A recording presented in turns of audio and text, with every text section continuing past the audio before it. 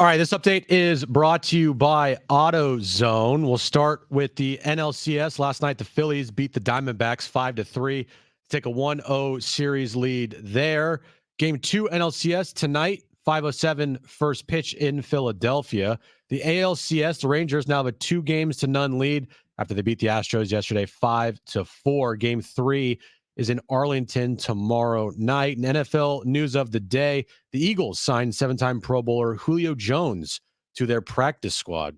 Starting Stronger starts at AutoZone, where they've got battery solutions in the form of free battery testing, free battery charging, and replacement batteries that fit your needs. That's what makes them America's #1 battery destination. Get in the zone, AutoZone.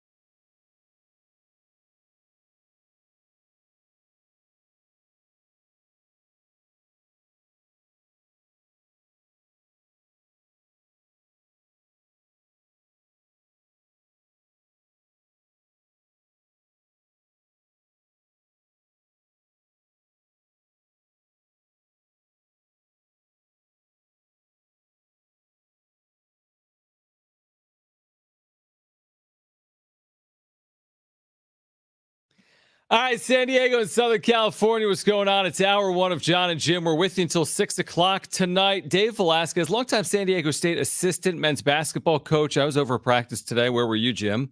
He's going to join us coming up at 4 o'clock today in about an hour. We have San Diego State football tickets to give away today for Saturday night at 6 p.m. at Snapdragon Stadium. Aztecs, Nevada Wolfpack. Be listening for your chance to win those tickets. We're going to get into what we talked about briefly yesterday, written in The Athletic, about the Giants and Bob Melvin potentially still being dance partners, and the fact that Melvin's status in San Diego remains uncertain, despite what we've been led to believe by AJ Preller and even Melvin himself. Before we get to anything, the second Jim showed up in the office today, Brett, first of all, I knew because I did a wrap-up show with him, he was sneezing and sniffling. The second I saw him, I knew he was going to be sneezing the entire show. And already, since I've seen him 25 minutes ago, he has sneezed 16 times. And I might be underselling it. You are underselling it. So I'm a wreck today. All right. Today's updates are brought to you by Benadryl. Yeah, Benadryl. What do you mean you're a wreck today? I'm a wreck today. No, you're a wreck. So I bought these new headphones. What's that have to do with this? I'm just giving you the rundown here. Okay. I bought these new headphones. They suck. They're horrible. I can't hear myself in my ears. And when I can hear myself, it sounds just really bad. Well, there goes that endorsement deal. Then, yes, I am sneezing my brains out today. It is not a good day for me. So there you go, John. Headphones are all messed up, sneezing my brain out. If you'd like to wish Jim a get well, 70470, start your message with I'm team. a little sniffly today. You could call us 844-570-1360. We told you yesterday, we only talked about it briefly. This idea that the Padres and Bob Melvin, may or may not be long for each other because of what was written in The Athletic yesterday by Andrew Baggerly. He wrote this. It was about the Giants and their managerial search and their offseason plans. What he wrote, it was just one sentence, but it's led to all types of speculation. He wrote, it could be a seasoned and successful manager like Bob Melvin, talking about where the Giants could go with their managerial search, whose situation in San Diego is not as settled as one press release would make it appear. And from that sentence from Andrew Baggerly in The Athletic, there's been a lot of speculation about Bob Melvin's future. You have accurately depicted this idea that the Padres could have ended this if they just had Bob Melvin and AJ Preller speak to the media together at the end of the season, but they didn't. So the rumor mill is swirling, and now you have Andrew Baggerly in The Athletic saying, well, the Giants may have interest in Bob Melvin because Bob Melvin's situation in San Diego is unsettled. All they had to do, and I mean they as in Bob Melvin and AJ Preller, just be together at the end of the season and talk to the media together. Oh, you go no headphones. I might just go no headphones. Okay. This is really bad. Okay. It's very bad. Anybody that works in radio, which is not a lot, but still, if you can't hear yourself talk and like you just hear a bunch of white noise in your ear, it's not great. Anyway, nobody cares. Nobody I move cares. on.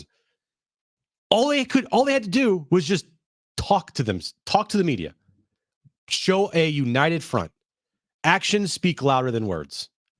And the perception of things is still that they're not great.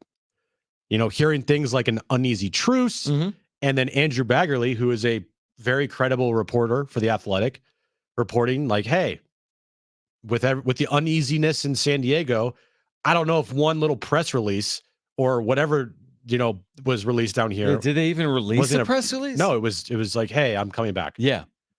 I don't know if that's enough to feel super confident that he's going to be returning next year. I do think he's going to be returning. I think it's like a close to 100%, but it's not a fully door is shut, not happening. There is a crack for me.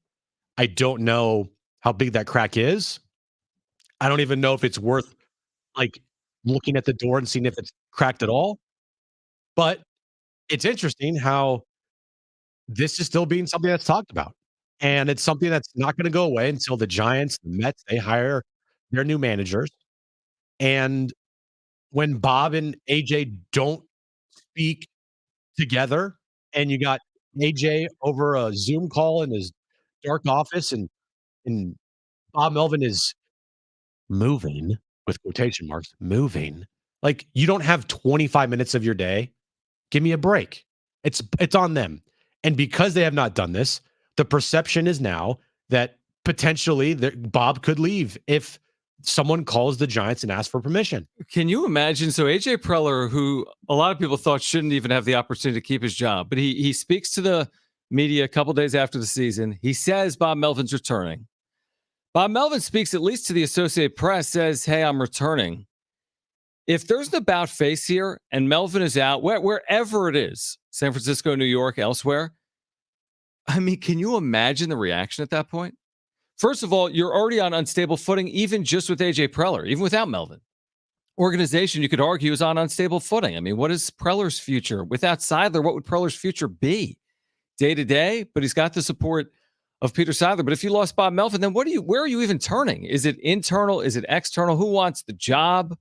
We've talked about this. I mean, yeah, they got this core, but they also have, a roster with a lot of, not a lot of payroll available to them from the general manager's perspective. And if Bob Melvin can't do it, the next guy thinks he can. Like, I don't know how desirable of a job it's going to be if Bob Melvin moves on from it. So there's just more question marks is what it is. I mean, this idea that the Giants could consider Bob Melvin. What would the Padres say if the Giants called? What would the Padres say if the Mets called? He's got a 1-year deal remaining. What if someone offered him a 3-year deal? They're going to say, no, you can't interview for a job that guarantees you 3 years of pay when we're guaranteeing you 1. So there's a lot of unanswered questions when it comes to Bob Melvin. We need Bob Melvin at a podium or on Zoom or with AJ Preller at some point. Because when you see things like this in The Athletic, we're going to talk about it. And it's stupid. And if it's nothing to them, not by them, I mean the Padres, and everything is fine, well, then why is everybody still talking about these things? Why is there this, line of, well, it's kind of still uneasy there, and hey, maybe if the Giants called, maybe there would be an opportunity there. So you can totally end this all right now if you just were together at a press conference, talking, answering questions.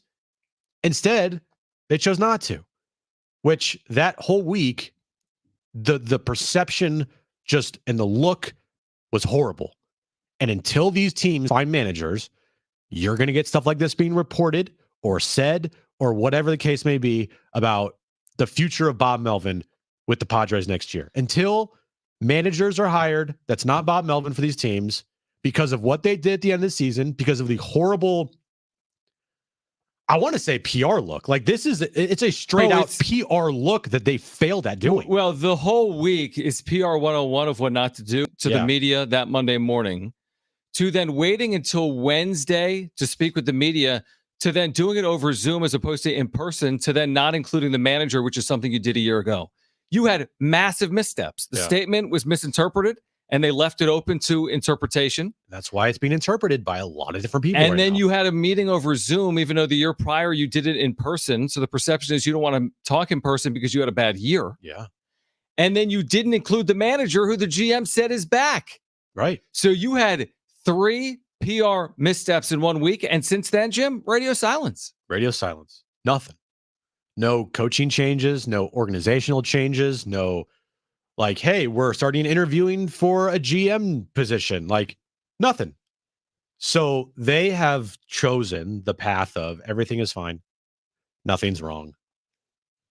And it's kind of just like, all right, well, I hope that everything's fine now. Like, go in the offseason. You need a center fielder. You need a first baseman. What are you going to do with Juan Soto? You need another catcher. You need potentially 3/5 of your rotation filled. How are you going to back end fill the loss of Josh Hader? A lot of questions. But the one question that should have been definitively answered is still kind of like in limbo. And look, you might say out there, well, Jim, it was definitively answered. AJ Preller and Bob Melvin both confirmed that, Bob is returning next year. Okay. Do you truly believe everything they say? Well, it's not that. Here's how it could 'Cause be I don't. definitive. The definitive, if he's really back, they would have extended him. Like if both sides wanted to be here, Maybe not after this year. then both sides would have agreed to a 1-year deal beyond this year. Yeah. If they could have ended this just by saying Bob Melvin's received a contract extension through 2025, which, by the way, is nothing at all. That doesn't mean you're going to keep him through 2025. You get rid of him after 2024 and pay him out. But they're not willing to go that far, clearly. Yeah. And we don't know what's going to happen if someone comes calling. Yeah, they're here for now, but it's almost like Bob Melvin's a free agent. He's got a 1-year deal where what happens if someone calls? Does he stay or does he go? So he's here for the now, but is he here for the later? And I think they could end it, to your point, by meeting in person or both being there on a podium or by giving him that second year. There's that, and then we'll get into this over the course of the day as well. There's what Jim Bowden wrote today in The Athletic about Juan Soto's future. He writes this. This is clear as day. Jim Bowden, the former GM, Darren has him on all the time. He's a writer for The Athletic now. He says regarding Juan Soto that it seems there's a real possibility San Diego will trade him this offseason, considering the expected contract and what it would take to sign Soto long-term. So this is Jim Bowden, who's been in those chairs, saying that, hey, listen, he's going to make $33 million next year, that you might not be able to keep him long-term. There's obviously suitors out there, that they didn't win with Soto in 2023, so there's no guarantee that they win with Soto in 2024, and there are serious suitors for Juan Soto. So the Melvin thing, okay, I'm with you. 99% chance, 98% chance he's back. Juan Soto, it's not as high as that, is it? Yeah, I don't know if it is that high. I don't even know if it's like 80-20 he's back. But there is still a possibility, and I think a greater possibility for a trade of Juan Soto than Bob Melvin, jumping ship here after saying he's going to return. Yeah, I agree. It's going to be fascinating, man, because Juan Soto is such a huge, huge part of this team. He's their best hitter. You lose Juan Soto, that lineup does not look the same at all. I mean, you have Bogart's fine, but he's never going to be a 30 home run hitter. Never. You paid $280 million to a guy that's never going to be a 30-plus home run hitter. You got Manny coming off of an injury. Tatis needs to still prove that he can be that 2021 version of himself. And the rest of your lineup,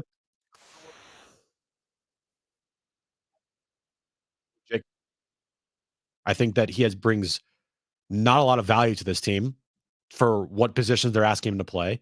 And if they find a first baseman, you're not going to have a guy having an $80 million contract on your bench. They have a center fielder who can't hit.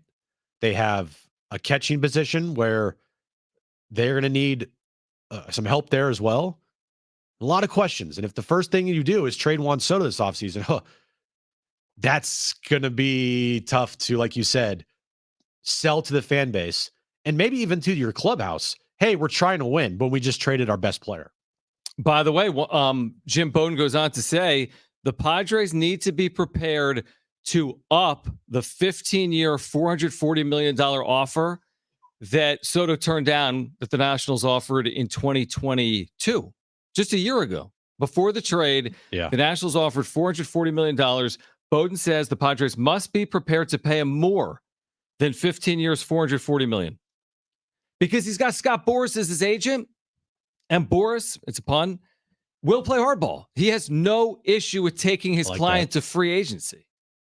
So if he's willing to take his client to free agency, and teams like the Yankees exist, and they do, someone's going to pay him a lot of money. Maybe he doesn't get 440 at the end of the day, but even if he's getting close, are the Padres in position where they're going to tie up $30 million plus per year with another player?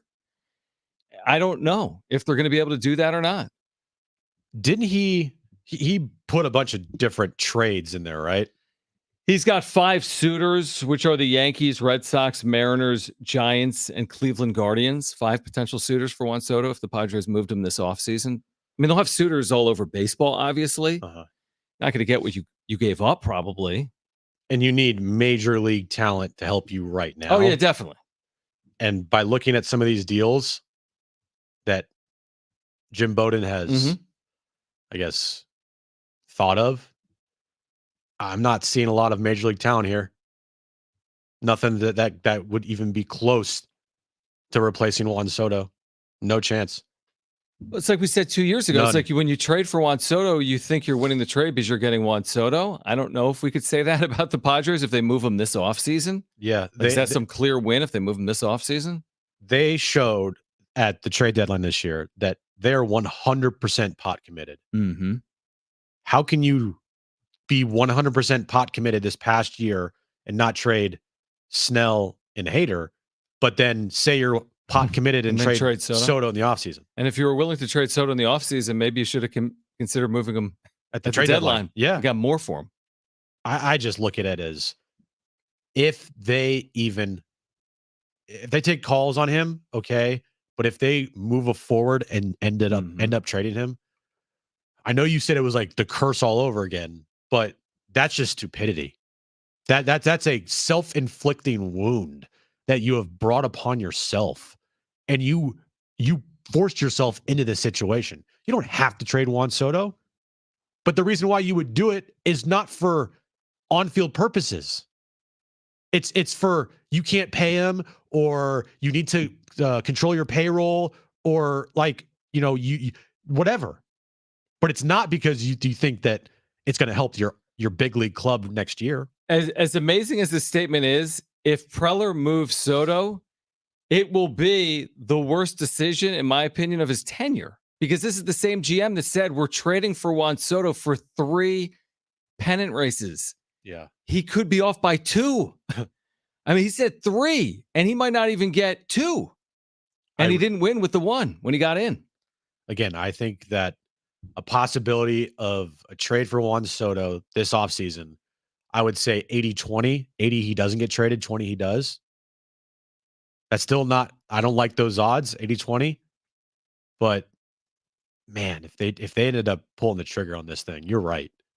It would feel like the biggest misstep of his tenure. And if you think that his seat wasn't hot, imagine going into an offseason, you're like, everyone wants you fired. And then you trade your best player because you screwed up and you signed a bunch of players to these large contracts, destroying your payroll. And then you have to trade your best player because you can't keep that guy because of the money. Yeah, and I'm not saying it's like the curse of the Bambino, and you could argue the Padres are already cursed. So what's throwing another curse on top of a curse really going to do? But you're going to trade a 24-year-old, you're going to trade a 24-year-old future Hall of Famer entering a walk year, and you think you can get away with that?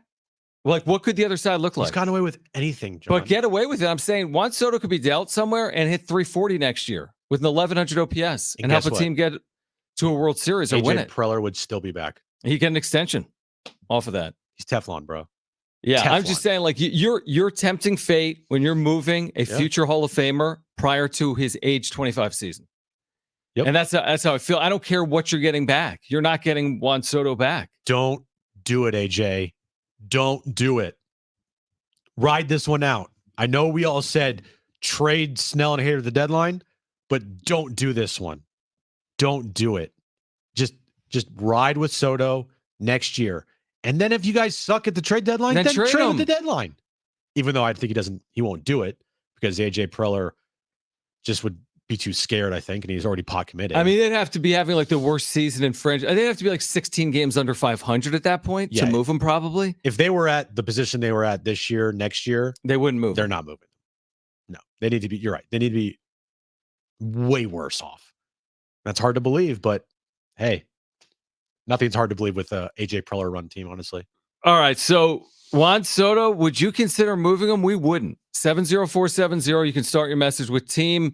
Dave Velasquez, San Diego State longtime basketball assistant. He's going to join us coming up at 4 p.m. We have Aztec football tickets to give away Saturday night.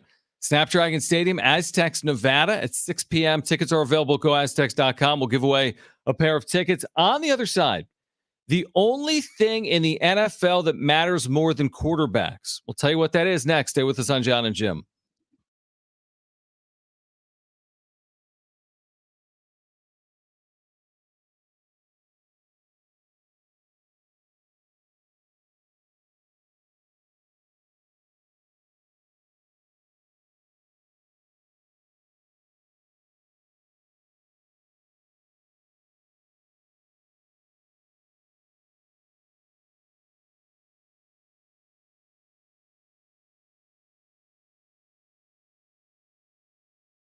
Hey guys, it is Schaefer. I've been telling you all about my friends over at Windmill Farms. I'm there basically every week. Just recently, earlier this month, hanging out with their owner, Trevor.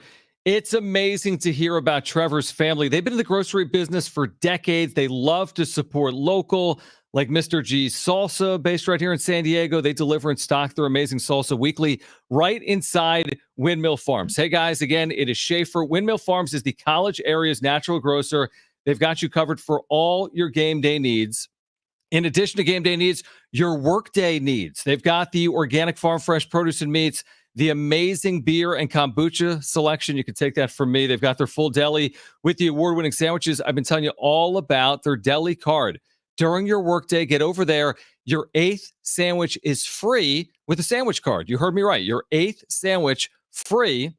With that sandwich card, they've got the best ingredients possible. They really pride themselves on using the best possible ingredients for your sandwiches and keeping those prices as low as they go. They're centrally located off Del Cerro Boulevard, across the freeway from Montezuma Mesa, and they've been serving the San Diego area, again, for 20-plus years. You can always visit windmillfarmsmarket.com to see their weekly specials. By the way, if you don't live or work near Del Cerro, it's not a problem. You can find Windmill Farms on Instacart.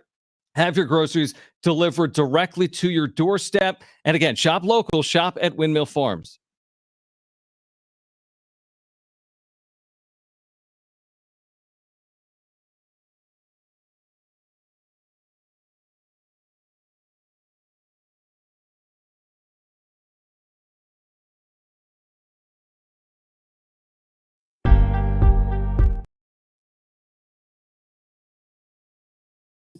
All right, we're back. Oh, I can hear me on maybe Brian's computer. JD Gotcha, thank you for the super chat, guys. We appreciate the super chats. Anytime you're able to contribute to the channel, we'll answer it at the break. If you're here, by the way, please subscribe. JD Gotcha, thank you, man. He says baseball officially in the 2028 Olympics. In my opinion, Major League Baseball will let players compete doubleheaders throughout the year to offset a 2-week August break for money. The Olympics are going to be July 14th through July 31st. I just saw that. But I don't see that.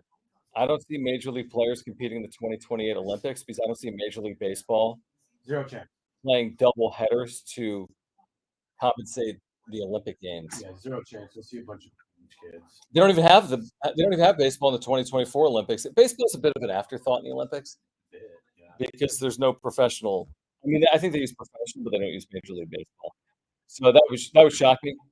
That would really shock me if they did that. But I'm excited to see baseball and flag football.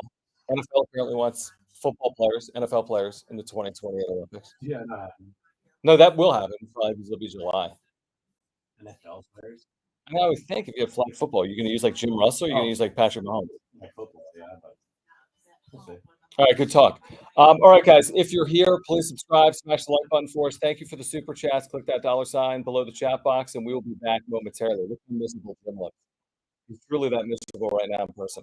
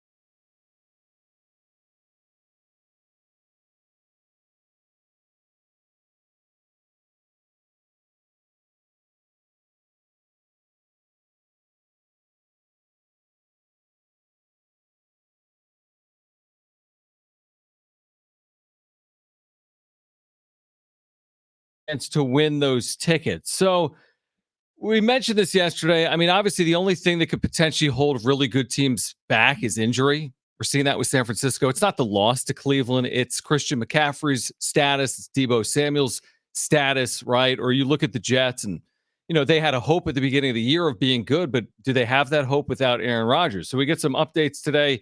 Christian McCaffrey, as you know, avoids a long-term injury. Per Adam Schefter, could play Monday night against the Vikings. Then the Jets, Aaron Rodgers today with Pat McAfee saying he's weeks ahead of schedule. Okay. But caution people that hurdles remain. Now, he tore his Achilles. Christian McCaffrey did not. But this is a front page ESPN.com. Aaron Rodgers telling Pat McAfee today he's weeks ahead of schedule, but obviously hurdles remain. You want to know why this is only a story? Like, that this is hey, Aaron Rodgers could possibly get back this year. Mm-hmm. Is one person. And he doesn't even go on his own radio show. Mike Greenberg? Like, Mike, stop. We all know you're the biggest Jets fanboy out there, but like he tore his Achilles, dude. Mm-hmm. He's not coming back to play an NFL football game. Give me a break. He is done for the year. Stop having this like false hope and putting this out there, because apparently if you say this stuff on ESPN First Take or whatever show you're on, it becomes like a news story. It's not. He's done. Stop trying to make it a thing. Yeah, there's a huge difference between casually throwing around the football during warmups and actually playing in the game. Oh, by the way, I'm sorry. I didn't know he tore his arm off. Yeah, like I love this headline. 5 weeks after tearing his ACL, Aaron Rodgers throws a football. Well, yeah, that's because he didn't injure his shoulder. You know when he else threw a football? When he was on the sideline with crutches on. He had crutches on the sideline, and he threw a football. What about this from Robert Saleh, his head coach with the Jets? Aaron is definitely one of those individuals that is fueled by doubt. Nope. You don't buy it. I like to live in the world of science. And yeah, when you tear your Achilles, ask any doctor. Hey, can you be ready to play a football game in like 18 weeks? Or not 18 weeks. When is the playoff start? January? It would be about 18 weeks from the injury, yeah. It's more months. Like, hey, Jets, tell us that you absolutely hate Zach Wilson without just coming out and saying, we hate Zach Wilson. We would rather have Aaron Rodgers on crutches as a stationary century than have Zach Wilson. Saleh went on to say, oh, you're telling me I can't do something? Referencing Rodgers? Then I'm going to show you I can. He's going to prove you wrong. Robert Saleh, head coach of the New York Jets. He's going to prove you wrong. All right, so typical after you tear your Achilles. Why do you say it like that? What? Achilles. Because that's what it's, Achilles? I thought it was an Achilles. Achilles? It's what John said. Achilles? Tomato. Okay. You're going to need at least 6 months to recover. At least 6 months? At least 6 months. Oh, he's nowhere close. No. It's a 5 weeks out. Right. So stop it. At least 6 months. And usually it's longer. It's like it's like a 6 to 12 month thing. Right. Look at Kevin Durant when he tore his Achilles. Right. He wasn't getting tackled when he came back. No, he was still running around and he was a professional athlete. But I don't know how long that took him. Same thing with Klay Thompson. He missed a full year and he missed a part of the following season. Yeah. And they were super cautious. If Aaron Rodgers gets back on the field this year, and gets hurt again, that's negligence on the part of everybody involved and every doctor involved that gave him the okay to go. Greeny says week 13. No, not buying it. I'm not buying it. He needs to have a hot take because he works ESPN and that's his hot take and he's going with it and he's making it into stupid national news. All right. What about this? Christian McCaffrey, ribs, avoided long-term injury. Trent Williams, right ankle. Deebo Samuel, shoulder. All have a chance to play Monday. According to sources, the Niners will make a determination of who can and cannot play over the course of the weekend. Is it worth, considering where they are, just one loss on the year, what their goal for the season, is it worth rushing back, so to speak, or having Deebo, Trent Williams, and Christian McCaffrey available Monday night for the Niners or not? I don't think so. You're close to your bye. Your bye is in 2 weeks. So you have this week and then next week at home versus the Bengals. And then you have your bye. Mm-hmm. I would err on the side of caution here. If you can lose a battle, win a war, we talk about that all the time. It would, instead of saying, hey, like you missed 2 weeks, or if you play this week, you can miss like 6 or 7. You're taking the 2 weeks instead of the 6 or 7 and possibly getting re-injured. Not saying they don't need them to win games, but they have enough there, and you're going up against the Vikings team without Justin Jefferson as well. It's not going to be easy without Christian McCaffrey or Deebo or Trent Williams. But yeah, I think erring on the side of caution here, losing a battle, winning a war is probably the best mindset for the Niners. And if they play, then great. But it's going to be a little like worrisome if they do. I would just be like, listen, Christian McCaffrey, who's so valuable, and by the way, Niners is a 7-point favorite, maybe based on some of this news, but they're a favorite against the Vikings as they should be because the Vikings are 2-4 and 0-3 at home. Christian McCaffrey, 110 carries already. Like, relax. It's a long year. You got the 17th game. You have, hopefully from a Niners perspective, 2 or 3 playoff games. I mean, do you really want this guy amassing 400 plus carries this year? Or would you prefer to give him a blow a time or two, and kind of keep him on that pitch count, so to speak. Because the one thing that's held Christian McCaffrey back in his career is not his abilities; it's solely his health. So maybe if he gets 2 weeks off here, and it'd be turned into 3 weeks off because of the bye week, maybe the best thing for him. Do you know his career high in carries? Because he's on pace to blow by it. His career high, I'm going to say, I don't know, like 230. 287. Oh, geez, I was off. But other than that, he's kind of like Blake Snell. Honestly, he's had 287 one year. He's had 219 another. And in his 8-year NFL career, 6 of the 8 years, he's been under 200 carries because he's never been healthy. 7 games, 6 games, 11 games. His last 5 years, 3 games, 7 games, 6 games, 11 games. And then this year. But his last 4 years, 3 games, 7 games, 6 games, 11 games. You're looking at last year, 6 and 11. Those are both the same years. Oh, whatever. 3 games, 7 games, 2020, 2021. Right. He was injured for 2 years, and then he came back and had a full season last year. Great.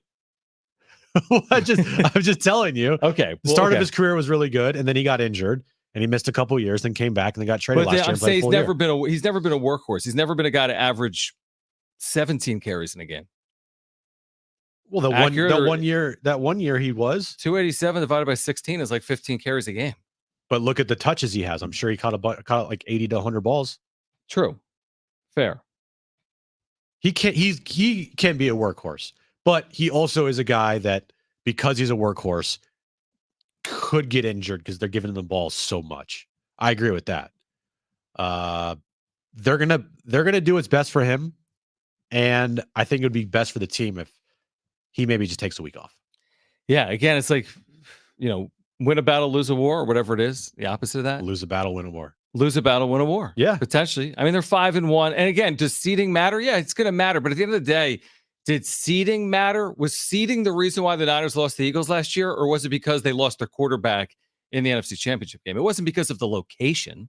Niners could have won the game regardless of location, but they could not have won the game without the player. The same thing here. It's like I'd prefer to be the 2 seed in Philadelphia with Christian McCaffrey than the 1 seed in San Francisco without him. Absolutely. That's a no-brainer. So who cares about the seed? You're going to be in the postseason. Every team would choose that. So they're going to be in the postseason. So put yourself in a position where you're healthy heading into the postseason. Is the way I look at it. Being healthy is the number one thing in football. Number I feel one. like we'll play wherever. It doesn't matter. If we're healthy, we'll take our chances. All right, Dave Velasquez, San Diego State longtime assistant men's basketball coach. He will join us coming up at 4 p.m. We're less than 3 weeks out from the Aztecs opener. They've got a scrimmage coming up, by the way, against Arizona State. They have another scrimmage that's open to the public coming up at the end of October. Then the season gets underway November 6th. But on the other side, real or fake Chargers edition. If you know, you know. That's next on Jon and Jim.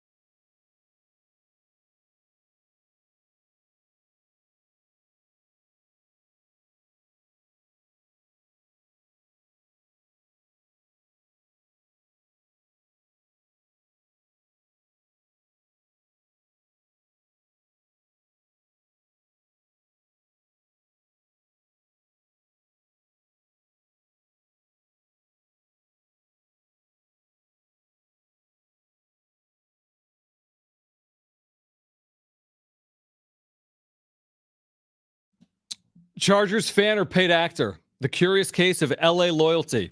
Next.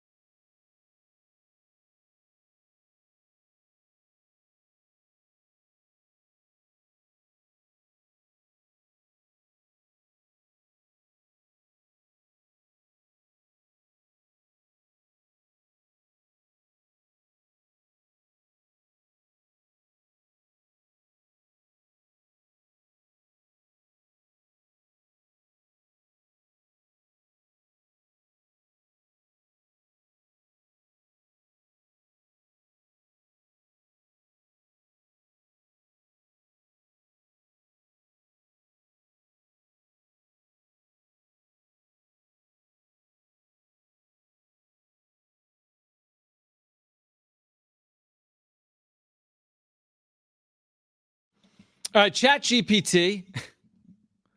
I don't think we're technically supposed to use it, to be honest. So every break we have to, John does a tease. A tease. Like, hey, coming up next, 2 minutes, stay here. Right. I would typically say something like, yeah, are the Padres going to the World Series? That's next. Bad tease. They're not.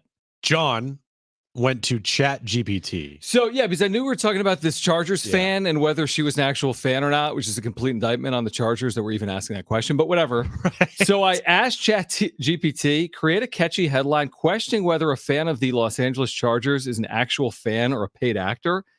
And Chat GPT immediately responded, Chargers fan or paid actor, the curious case of Los Angeles loyalty, which is what I used. You read it verbatim. For my tease. I then asked it to create another headline that's a little less catchy. And it said, are LA Charger fans genuine or actors in disguise? I like that one better. Pretty good, right? I like that one. I actually kind of like that one better. Dude, we've used it for YouTube. I know. For the wrap-up show. That's the point of this. I watch all these videos on like how to create headlines. Mm-hmm. And Chat GPT is something that a lot of content creators use to their advantage because it's hard to sit down and think of a catchy headline. It's hard. It's like just have Chat GPT do it for you. Yes. They could do our jobs. Yeah. Be perfect. We will free up our afternoons. My roommate, she is in the medical field. She's becoming a nurse, and they have to use certain AI features in the medical field. Like Chat GPT is, I think maybe I don't know if it's Chat GPT or something else, but they use AI features to help them in the medical field. And so we do too. We do too now. All right, so what do you make of this Chargers fan on television, like too real to be an actual Chargers fan? I know she went on with Pat McAfee. We'll hear that coming up in a moment. But were you buying it at all or completely discrediting it right away? Complete plant. Just a plant. Like complete plant. And the evidence is kind of overwhelming. She was more of a plant than those robots they had in the crowd like 2 weeks ago. All right, so let's just go through the evidence here. Number one, she's wearing a crisp, clean, brand new Chargers powder blue jersey. Okay. That's number one. on a powder blue Charger jersey night, by the way. So couldn't she have gone there and bought it in the team store? Well, maybe she was given it. Okay. Two, location. She was in a suite. She was in a cabana suite, perfectly set up for cameras to be right on her. Okay. If she was in the crowd with the people, like in like not the upper deck, but like the upper lower bowl, right? And she was doing the exact same thing, way more believable. Okay. Because, I mean, look, when you're with the common folk, you're more of a fan than when you're like in a suite or a cabana. Number 3, it's been shown today online and found that this woman, who I don't think is an actor, I think she's more of a plant, was shown at a Minnesota Vikings game years ago with her face painted, says skull on it, and she's wearing a Adam Thielen Vikings jersey. Well, you can change your allegiances. Weren't you a Kings fan? Yeah, but like when I was like 6. I'm saying, like, couldn't your son be a Vikings fan and your daughter be a But she's Chargers the same fan? person, though. Yeah, but I'm saying you could be a fan of 2 teams. Number 4, she then went on the Pat McAfee show today. And she was asked about her allegiance to the Chargers. This is what she said. Has Roger Goodell or anybody from the NFL reached out? Because honestly, what I saw was something that is so good for the NFL. Because to your point and to AJ's point, it's like there's not a lot of things or people that are this passionate about something anymore. Everybody's scared to be passionate, especially in public, because they don't want to get made fun of. They don't want to expose themselves. They don't want to set themselves up for failure that's inevitably there. You seemingly let it all out, ride it, and do it all for the NFL. Has anybody reached out to you? You need Super Bowl tickets. Yeah, we need to let people know that you are a fan of the NFL and that we need more people like you. I am a huge fan. Yeah, we need more people like you, Yeah, not less. I mean, I am a huge fan. I am not afraid to hold my fandom out there because at the end of the day, there are so many people in the stands. We all feel the same way, right? Like you watch a game, it's your team. Your heart is aching. Your heart is excited. You're freaking jumping and you're freaking crying at the end of the day, right? Like it is what it is. Whether you're watching football, you're watching flag football with your kid, you got to be in it because why do we do what we do? So, hey, man, if somebody reaches out to me, I'm all for it. But at the end of the day, this is not AI. I'm a real human. And it's okay if you know, people think that I'm an actress. Whatever. I wish You could was be. an actress, Marianne, but I'm I think not. you could do. Marianne, I'm just a mom. no, you're not. I think you could do anything you wanted to be honest with you, after watching how committed you are to being a fan of the Chargers. Okay, so she No, told now I'm fully convinced it was like a she told on herself. Yeah, You know why? she's like, because her answer made no sense. And she goes, "Hey, if anybody reaches out to me, I'm all for it." But well, she's like, "Oh yeah, I'm a real fan." Just like you know, if I'm watching flag football, like we live and die on this. Like, wait, what are you talking about? Her description sounds like something that the NFL would issue as like copy points for. Yeah. Okay. No, this is Ask describe ChatGPT. NFL action. Your heart is aching. Your heart is excited. You're freaking jumping and you're freaking crying at the end of the day, right? Like, it is what it Just is. like Whether what you're the watching NFL football, it's you're like they watching wrote flag it. football with your kid. Dude, I was in the car driving home yesterday because we had Monday Night Football on, and the Chargers scored on their opening drive, I think. Yeah. There was no reaction from the crowd. It was incredible. And then I got home and I turned it on. Obviously, it was all Cowboys fans, but like literally the Chargers scored at home to go up 7-0. It was like golf clap. And I have nothing against this person at all. But like you said, this is a complete, and I don't feel like that people are talking about this. They're just talking about how this fan is fake fan. Mm-hmm. You know how big of an indictment it is on your franchise when you have NFL insiders like Tom Pelissero. You're like, I've confirmed it's a fan. And Pat McAfee having fan on. It's such an embarrassment. Such you an think they would do this with like to your franchise. This wouldn't happen with the Padres. No. This wouldn't happen with any NFL franchise. It just wouldn't. You would never have is he a Cleveland Browns fan? Yeah, he's a Cleveland Browns fan. He's at a Browns game. A Jacksonville Jaguar fan. Yeah. And they're like he's probably there, the he's a lowest of fan. the low. Yeah. The Chargers are an embarrassment to the NFL. Plain and simple. I saw Pro Football Talk was like, oh, another thing, even if it is a paid actor, another thing the Chargers have done well because people are talking about the day after, like their schedule releases. This is the best you have to offer to the NFL. Paid actors. This is the Chargers playbook 101.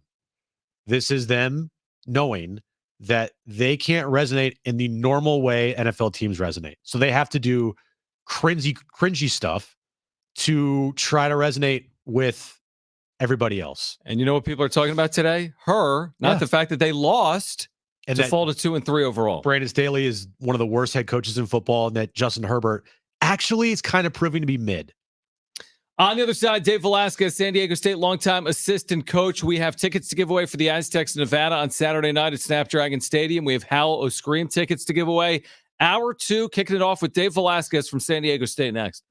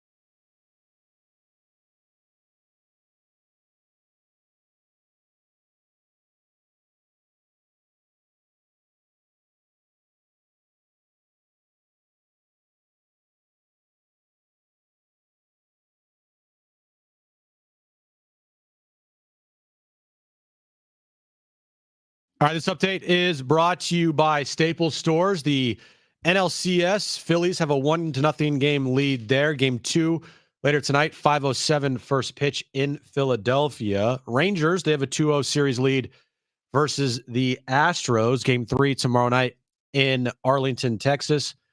And NFL news of the day, the Eagles signed 7-time Pro Bowler wide receiver Julio Jones to a practice squad contract. At Staples, you can count on every print project being perfect right now. Get $100 off your print purchase of $250 or more. Offer ends 11/4. See staples.com/print for details and make your small business print and marketing materials stand out with perfect prints guaranteed at Staples.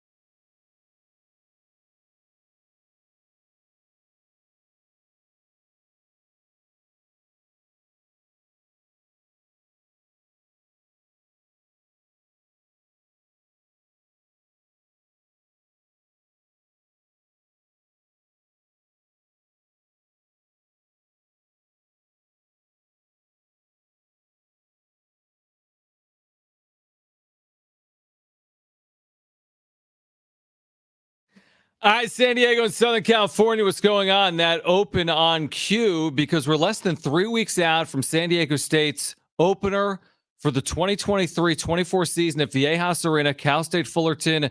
It'll be a banner night, no pun intended, even though it's kind of pun intended. San Diego State will, oh my gosh, Jim sneezing. San Diego State unveiling a Final Four banner, national championship game appearance. Jim is sneezing. Dave Velasquez, longtime San Diego State assistant, back with us here on Jon and Jim. Coach, great to have you. Good seeing you earlier. Again, 20 days out. You've got work to do between now and then. What do you hope to learn? I know you got a scrimmage coming up here against Arizona State, closed door. What do you learn typically in these scrimmages as you get ready for your season? And thanks for hopping on. First of all, thanks for having me. And yeah, always great to see you, Jon, at practice today. With this group, I mean, there's a lot of new pieces and there's a lot of new roles for older guys. So in these scrimmages, typically what you're kind of trying to figure out is where are you? Where are we? Where are some of the holes that we need to fill, the bigger holes that we need to fill that we might have missed, or we just kind of need to shore up as we play these scrimmages. No team is officially ready right now. I think some teams might be further along than others if they've maybe gone on a foreign trip, or a team like ours last year that plays UCLA that, basically returned 5 starters, from the year before. So unless you have a team like that, which is very rare, all you're trying to figure out is where are you right now and where can you kind of make your adjustments to get better before the exhibition game on the 30th, and what do you absolutely have to get better at? What are the main things for November 6th against Cal State Fullerton? And Coach, you're losing a lot in the front court with AG and Keshad and Nathan. But for you guys this year, what is not the plan, but how do you feel like you're going to deal with the losses of those front court players this year with the players you have on the team now? It's one of those things you can never replace exactly who they are. And you got to remember that where they were is where some of these younger guys are. I remember when Nathan Mintz as a freshman, and reminds me of where Miles Heide was at times on just understanding balls.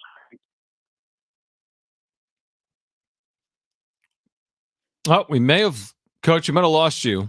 Uh-oh. Now you're back. Uh-oh, now there you're you back. go. Thankfully. Oh, man. We lost you at ball screen. For you guys here. I apologize. Ball screen coverages, rotations, just a little intricacies that we have. Nathan at the end could teach it. Miles Heide's just learning it all. And Nathan was in that spot one day too. And it takes time.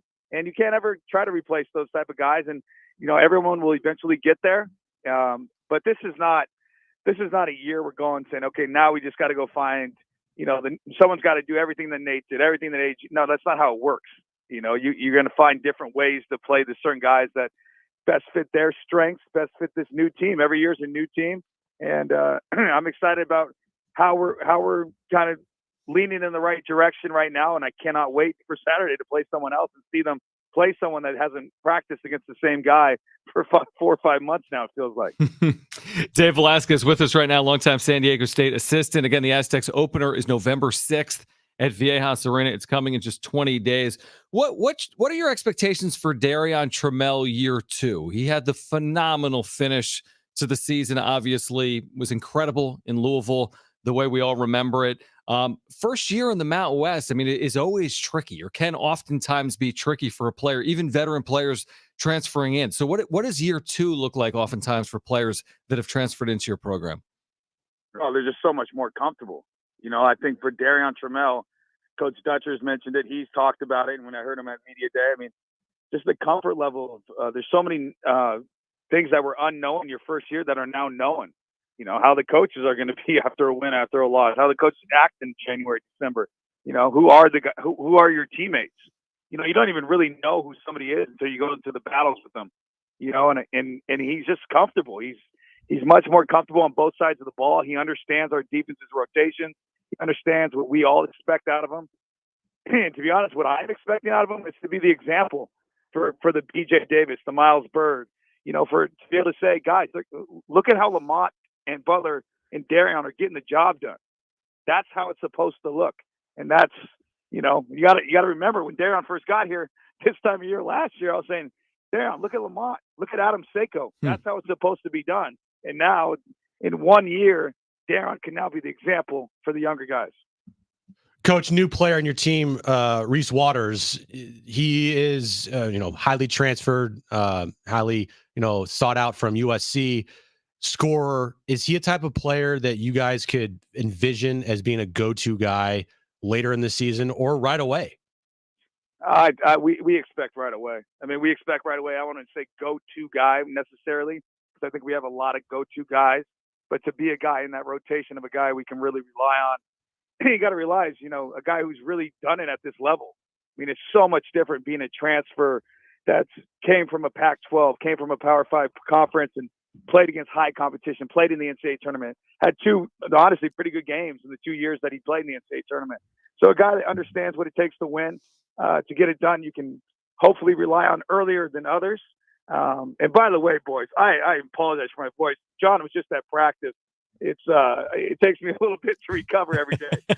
But, little hoarse there, huh? Yeah. Is there teaching going on? I feel like you got to use your voice. Can't you just everything's perfect, right? Right. What are you yelling about? No, but Reese is a guy we're going to rely on. We're going to rely on him right away. And also, he's a guy that we hold to a higher standard defensively because he does know what it's like to play Arizona State. They played him in the Pac-12 tournament last year. We're watching Arizona State film, and there's Reese running around guarding those guys. So again, it's every guy has a different role this year. Reese's role will be much different than it was at USC, but we expect to be a huge contributor. Dave Velasquez with us right now. Jon Jim, San Diego Sports 760. Again, the Aztecs' official opener is November 6th against Cal State Fullerton. Coach, I know you can't comment on specific players as it relates to recruiting, but what type of, if you could just speak to the successes you're having now in general. This is always a funny line that Dutch has used. Everyone's like, hey, are you going to get a certain type of player now that you're in the national championship game? It's like, hello, have you been watching? And we've had good teams for 20 years, but just in general, whether it's off the national championship game or what you're looking for, how do you feel about your recruiting and what's going on right now around San Diego State basketball? Yeah, I mean, I feel like the momentum that we have with a lot of things right now is really good. Trying to build off that wave. Obviously NIL is something that's never ending. So we're always going to be fighting, scratching, clawing for whatever we can do to continue to build our NIL. And also at the same time, still recruit the right type of kids or the right type of players and people that fit our program, people that we don't have to worry about at night, people that we know that going to have high character, people that we know when they go to bed at night, they can't wait to get in the gym the next day, and the last thing in the piece is guys that really care about winning. I think that's so important. And we have and have had, like Coach Dutcher's mentioned, a lot of guys that have put up a lot of banners, won a lot of rings, and have been about the right things. And we want to continue to add those type of players to the program.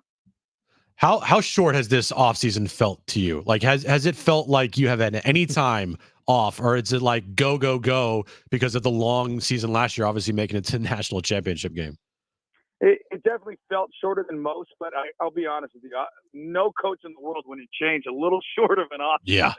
to have, I think the transfer portal is the thing that makes it feel shorter than usual. I mean, I'll never forget, I've mentioned it on before, but get back from the national championship game on a Tuesday, land at like 4:35 p.m. Wednesday the next morning. I used to make fun of Nick Saban when they'd interview him after the game. And then after the national championship game, he'd win. And they'd be like, well, what's next, coach? He's like, I don't know. I'm going to go back and start calling recruits on my cell phone. I always used to be like, just calm down, relax.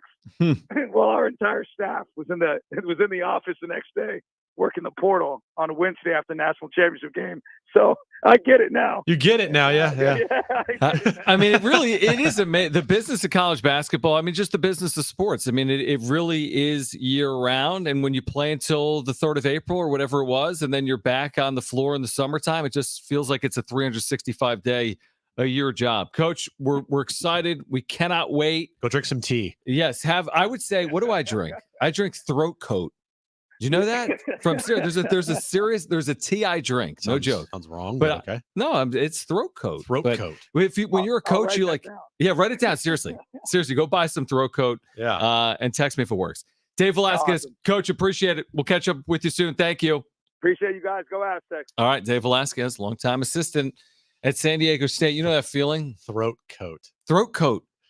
Yes. Throat coat. What? No. It's a serious thing. If you know, you know. Nothing. Never mind. Throat coat. It is Throat coat. Get your mind out of the gutter. Yeah, Jim. what? I mean, it's Jeez. throat coat. It is look. Yeah. Throat Slippery coat. elm throat coat. Slippery Slippery throat coat. elm Yeah. throat Slides coat. right down your throat. Pick some up at CVS. Yeah. Or wherever you get your Coats throat your coat. throat. Yeah. First of all, a couple of things. I have a horrible sick mind. No, well, a couple of things. First of all, you like sniffle and sneeze the entire show, so you can probably relate to what he is experiencing. Oh God, as it's the worst, dude. But like, if shut you've up and ever don't talk to me anymore. Here's the thing. Among the coaches in terms of who raises their voice the most, if you've ever been to a San Diego State basketball game, Dave Velasquez, he's using his voice because he's like efforting defensively everywhere. There's 12,000 people in the building. He's screaming at his players on the floor. I don't know how, if I was screaming like that, seriously, my voice wouldn't bounce back. I screamed one time and I lost my voice. Right. Exactly. It was horrible. Right. And every time I do that, you're like, shut up. You're an idiot. You work in radio. Yeah. You're like, he texts me in the morning, like, I can't talk. I was at a bar screaming yesterday. I'm like, you're such an idiot. Like, that's why you can't talk. MLB trade rumors. Andrew Friedman, Dodgers president of baseball operations. Did you see this? No. Spoke earlier today and unequivocally said Dave Roberts and the entire staff will be back. Now, was he speaking in a Zoom conference or in person? That's a really good question. And where's Dave Roberts at? Dodgers president of baseball operations, Andrew Friedman, met with the media on Tuesday afternoon. Met with the media. Okay. It was both Friedman and the GM, because they've got the GM and the president of baseball operations. Must be nice. And the two executives discussed the disappointing conclusion. He once again said it was an organizational failure, which is the same thing he said last year when they lost to the Padres. Yeah, you only get so many organizational failures in a tenure. He also said, I think Dave Roberts and our coaching staff did an incredible job this year. Okay. Well, so you got Dave Roberts swept. is back. Good. You want Dave Roberts back. Right. We've talked about Now, that. if you're a Dodger fan, it's like the worst thing possible. This guy can't win in a full season if his life depended on it. Mm-hmm. He always makes these weird moves in the postseason that always backfire on him. Right. But hey, he's coming back. I don't think that was the story this year, to be honest. Was that the story? They just got beat. They got beat handily. Dude, like, you could have He was never in any ChatGPT. position to blow the game. Yeah, you could have ChatGPT as manager, like ChatGPT 4.0, which is better than 3.5. Oh, okay. And you still would have lost. Like, it had I know. nothing to do with managing. I mean, watching the games. But so Dave Roberts will be back. Bob Melvin, AJ Preller said we'll be back. Bob Melvin told the AP he will be back. We'll wait on what happens with the Giants, what happens with the Mets. I don't know what other vacancies there are right now. The Guardians. Okay, right. Terry Francona's out. He retired. Got to see what happens with Milwaukee because Craig Counsell His deal's over, isn't it? His deal's up. He's just free agent. Well, the thought is with David Stearns in New York. Oh, he's Craig Counsell is like the perfect fit Yep. for what David Stearns wants to do in New York. His what they call it, exit interview, for their last day with the club, he was using a lot of past tense verbiage. Wait, he talked to the media?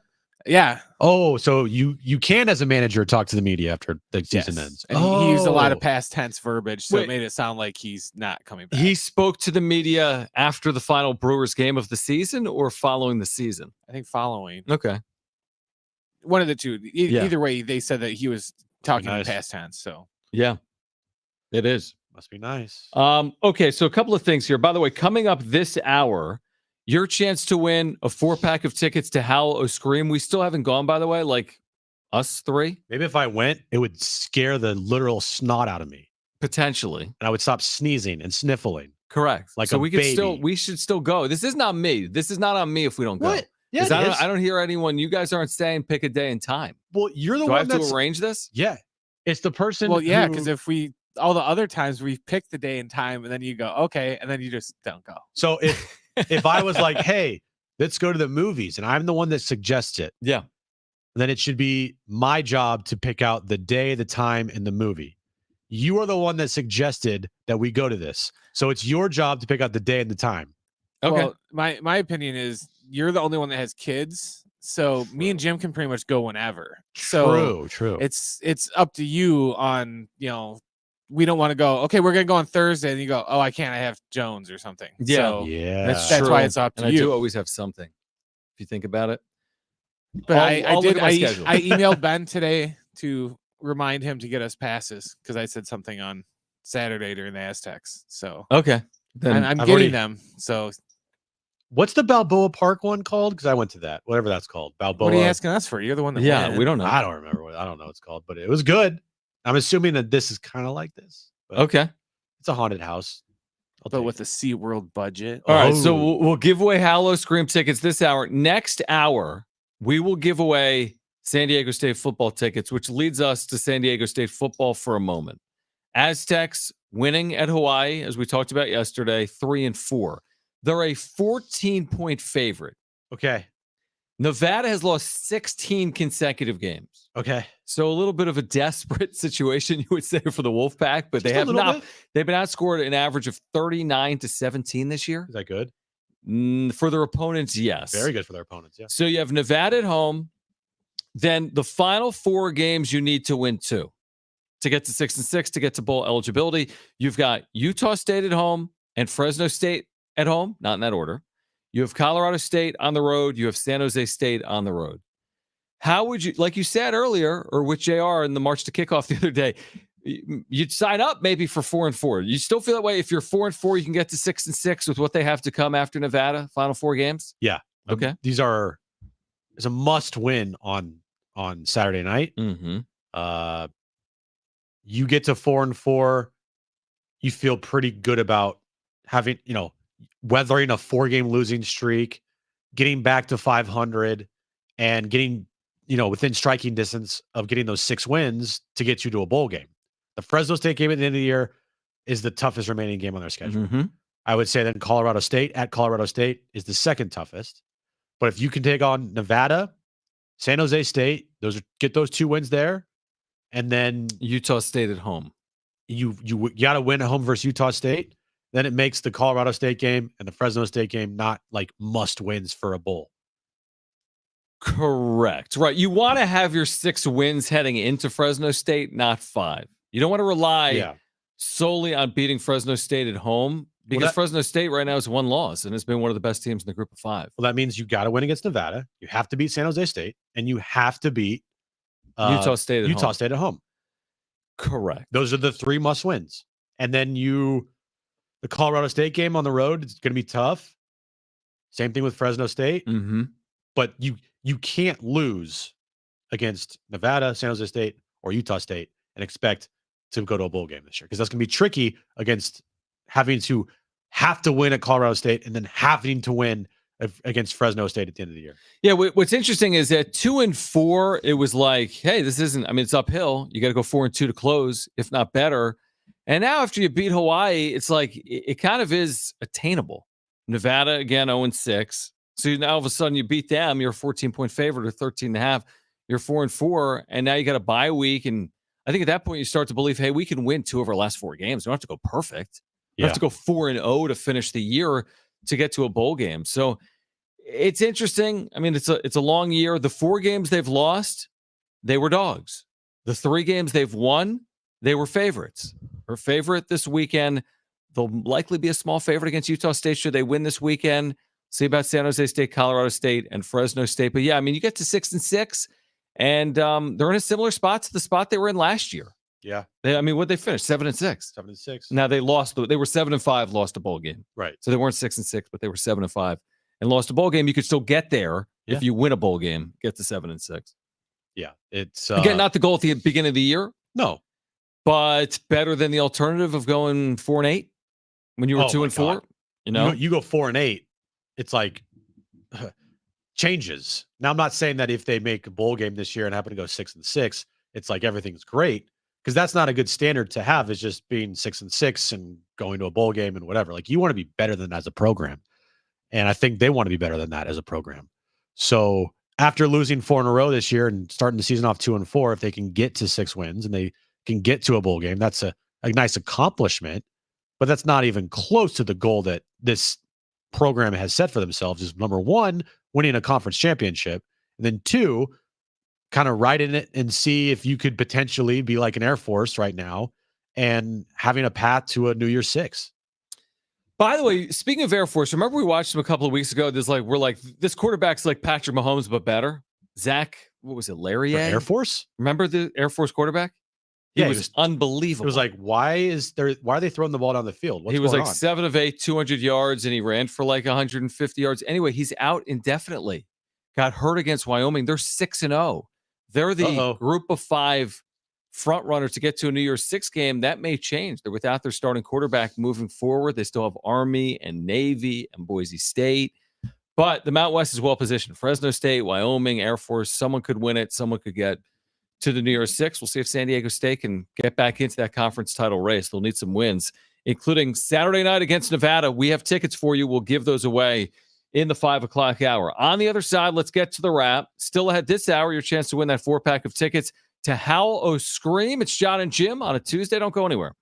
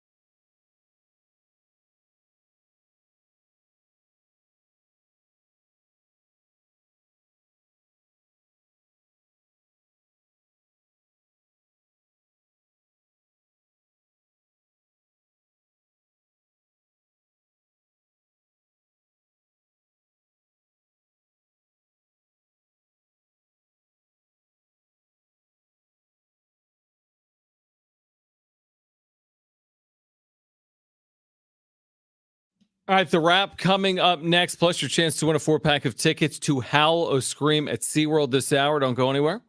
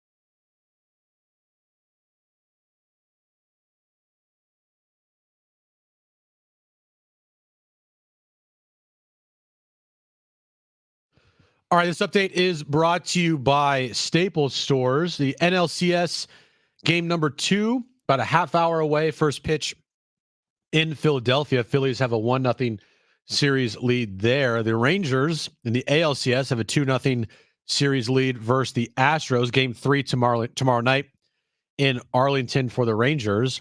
NFL news of the day: the Eagles signed 7-time Pro Bowler Julio Jones to the practice squad.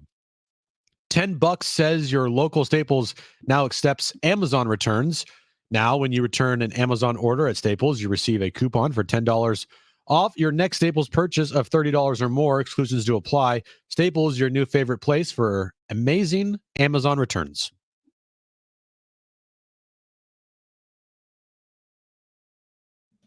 So I want to say 7 of the top 11 rated college football games this year have involved the Pac-12.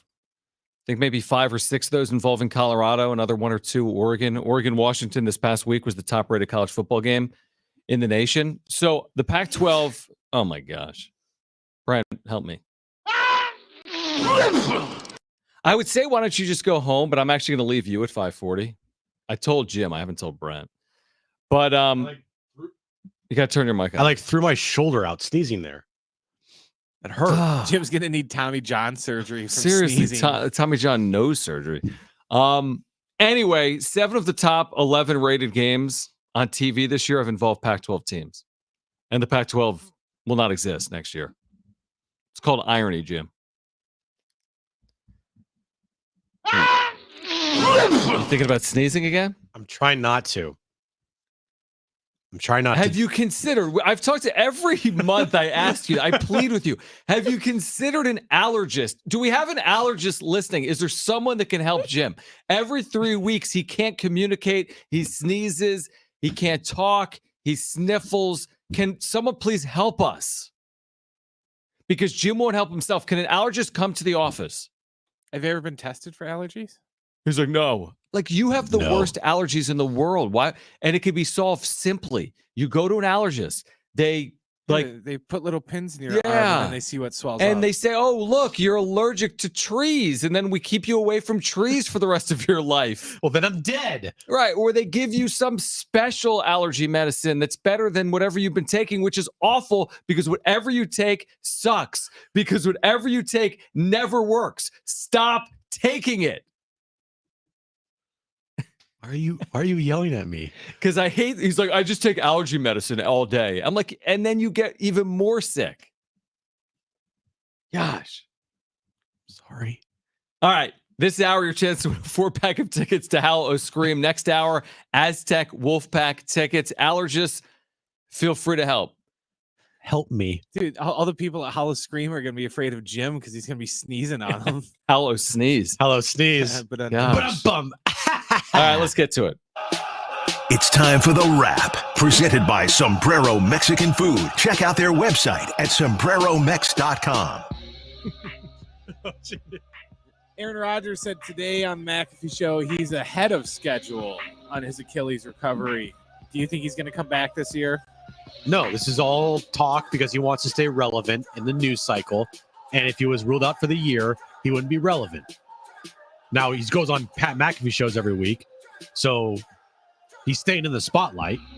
But at the same time, he loves the attention. And to give everybody just a little hope when it's completely not going to happen, I think it's kind of reckless and stupid, but whatever. It's Aaron Rodgers. That's who he is. By the way, did you hear the backstory recently, or did you read anything about the fact that Pat McAfee pays Aaron Rodgers to appear on his show?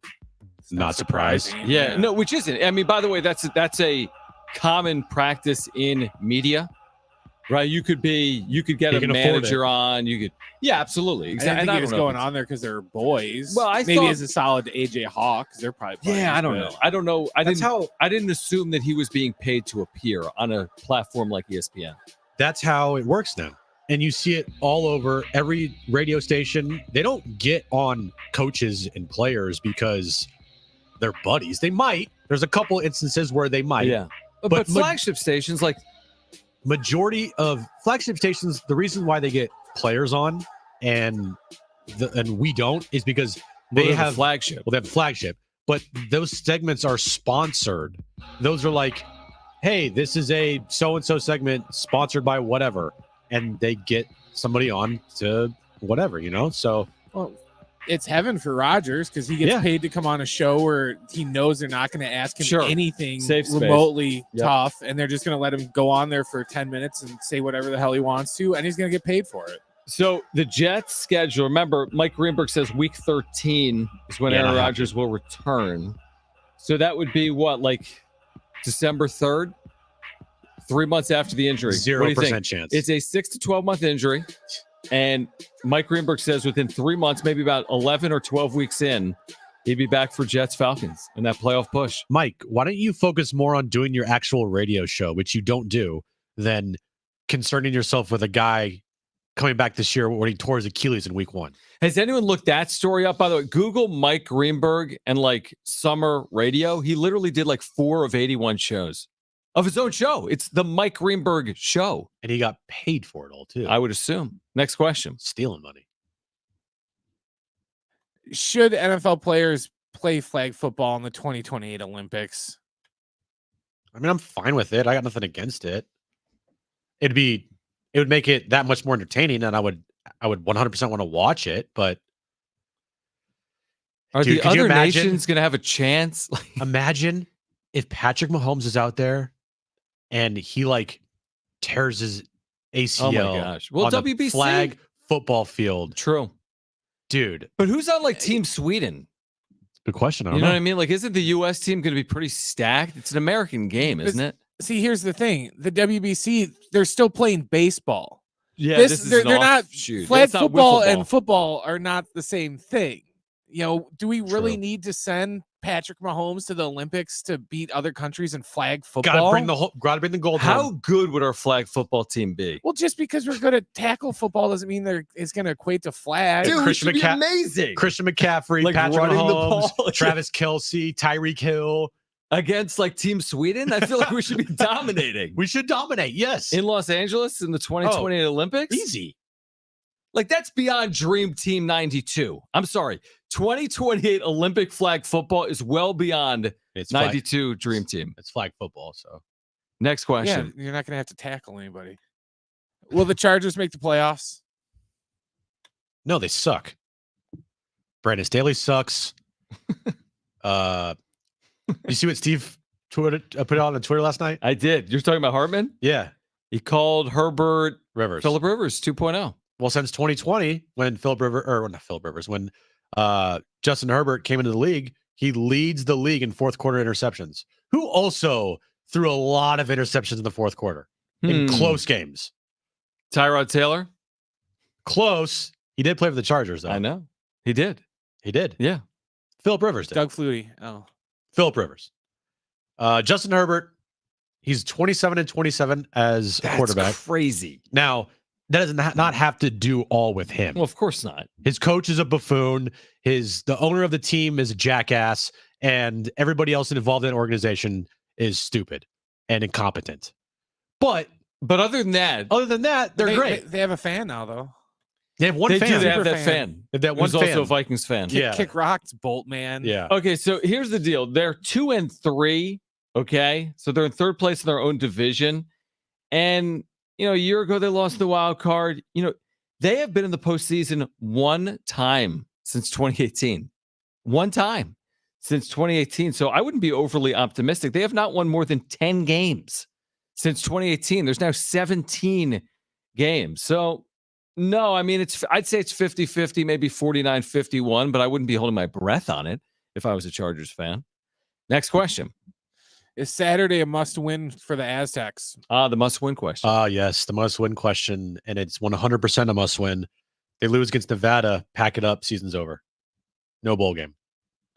Yeah, I would agree with that.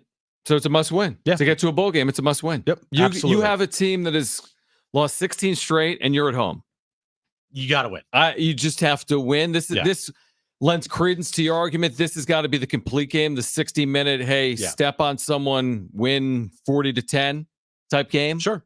This would be that game, a candidate for that game. Sure, absolutely. Right. I think this is a game that you want to see them put up a lot of points and the defense play really well and not give up a lot of points and win pretty handily. Like to the point where in the fourth quarter, you got backups in there. I don't know if that's going to happen, but at the same time, you were a 30-point favorite against Idaho State, right? Almost a 30-point favorite. Maybe I forget. Probably Huge favorite. FCS. They're Yeah, a huge 4 favorite. touchdowns. Let's say Huge favorite against Idaho State, and that was a game. Mm-hmm. This can't be like the Idaho State game. You know what I'm saying? No, I get it. Yeah, it can't be. All right. On the other side, who wants a 4-pack of tickets to SeaWorld's Howl O Scream? If you want them, call right now. 4 free tickets, 844-570-1360. First 2 callers will be our contestants for Trainwreck Radio. That's trivia, typically involving sports. We don't guarantee that, though. 844-570-1360. Call right now. First 2 callers will be contestants. Great prize. A free 4-pack of tickets to SeaWorld's Howl O Scream. You need to call right now. First 2 callers will be our contestants. 844-570-1360. That's next.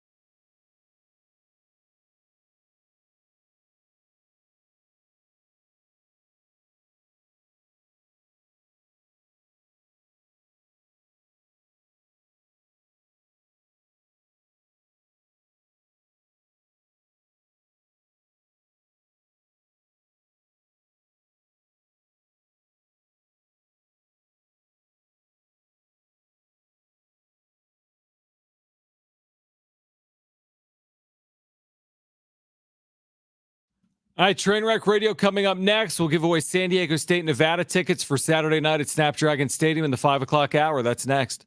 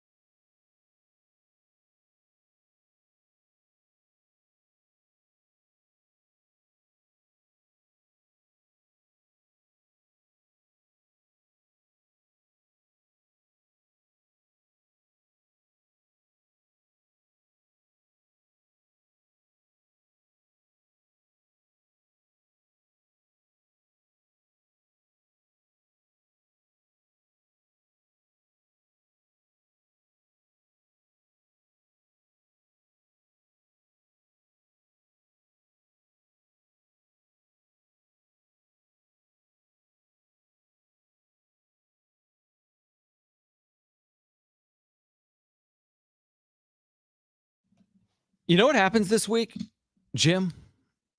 What? The San Diego Major League Soccer team will announce its name, crest, and colors Friday. 3 days from now. Yeah.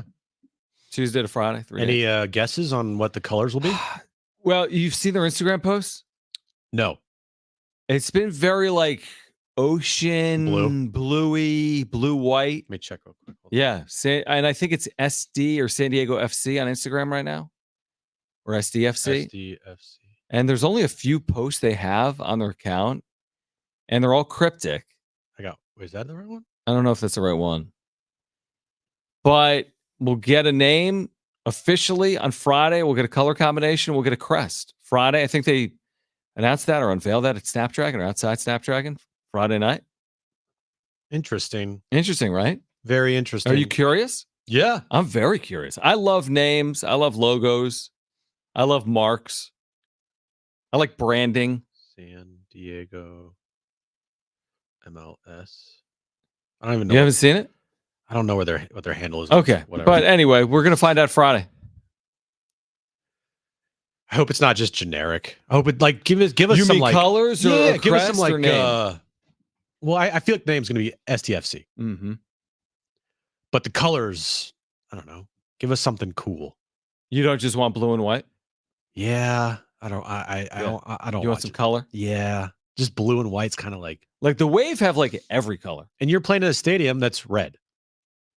True. Although the Wave don't have any red, do they? They have like a pinkish. It's like pink, color. yellow, navy. It's kind of like everything. But still, it's exciting. I can't wait to see what the colors are on the crest and the. I don't think they're gonna release a kit on Friday, but it's gonna be cool. I can't wait to see that. Yeah, I'm with you. All right, coming up next hour, your chance to win tickets to Aztecs Wolfpack Saturday night, Snapdragon Stadium. Tickets are available at goaztecs.com right now. Let's play.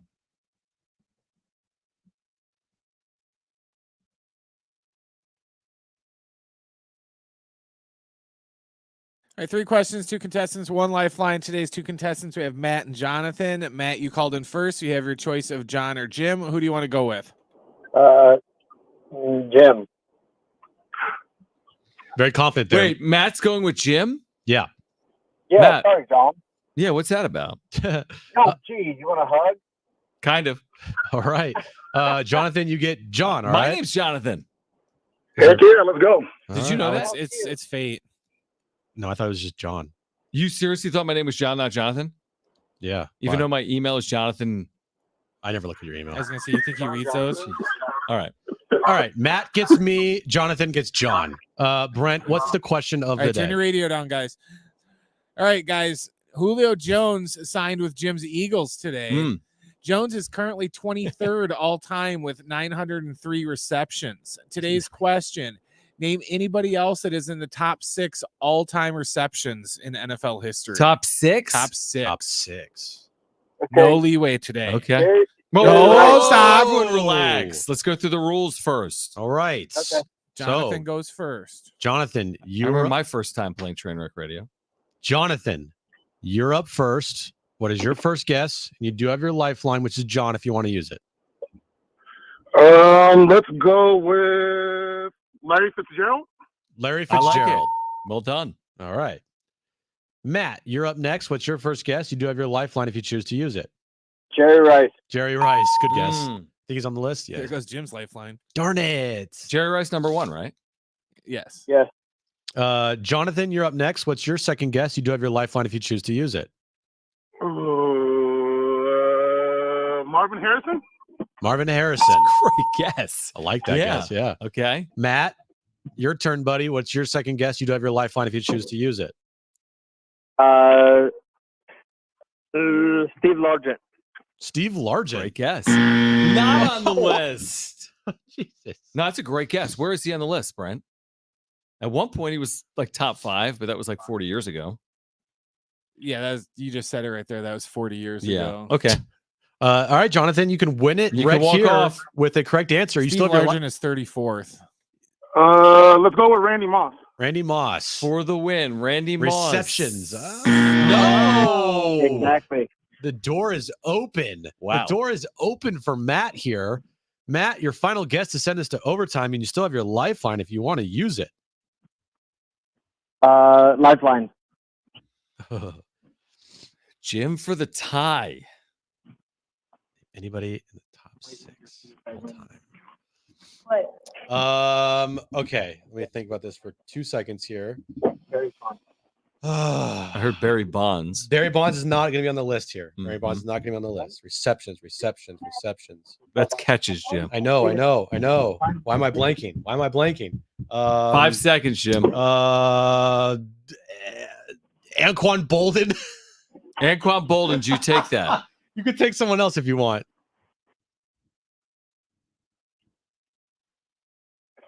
You gonna take that, Matt? No. Okay. Where are you going, Matt? What's your answer? Jeez. 5 seconds. Okay. Fitzgerald. No. You can take T.O. T.O. for the tie. Terrell Owens. Not on the list. It's over. Ah. Was Bolden on the list? No, he was 9th. Wow. ninth. I was close though. Is Tim Brown on the list? No, he was 7th. Is Chris Carter on the list? Yes, he is number 6. Wow. Is are any tight ends on the list? I'm gonna guess Yes. yes. Tony Tony Gonzalez. Gonzalez is on the list. Correct. Oh, Number my- 3. I'm an idiot. Okay. Missing one guy. Gates isn't on the list, is he? Nope. Who are we missing? He's a tight end. He's a tight end, Jim. Is it Travis Kelce? Shut up. Is it Taylor Swift? Is it Taylor Swift? His team played last night. Who Oh, played last Jason night? Witten. Yep. Oh, wow. Okay. There. So what's the list say? Top 6. Jerry Rice, number 1, obviously. Fitzgerald 2, Tony Gonzalez 3, Witness 4, Harrison 5, and then Chris Carter 6. Jim, you got it wrong. I know that. Okay, thank you. Just wanted to make sure. Yep. All right, congratulations to Team John and Jonathan, because you've won a 4-pack of tickets to SeaWorld's Howl O Scream. New twists, turns, and special effects are lurking around every corner with 5 terror-filled houses, 10 scare zones and haunts, and death-defying drops with rides after dark. Face your fears with the new Circus of the Damned. Now in terrifying 3D, plus even more dark magic is lurking around every corner with the new vile vignettes and electrifying and mesmerizing live shows for a full night of terror. The screamiest event of the season now at SeaWorld San Diego's Howl O Scream through October 31st on select nights. For more information, visit SeaWorldSanDiego.com. On the other side, the latest with Juan Soto's future, plus breaking Twitter or X news that impacts a lot of us on the show and listening to the show, plus your chance to win San Diego State, Nevada tickets for Saturday night. We have breaking Twitter X news next.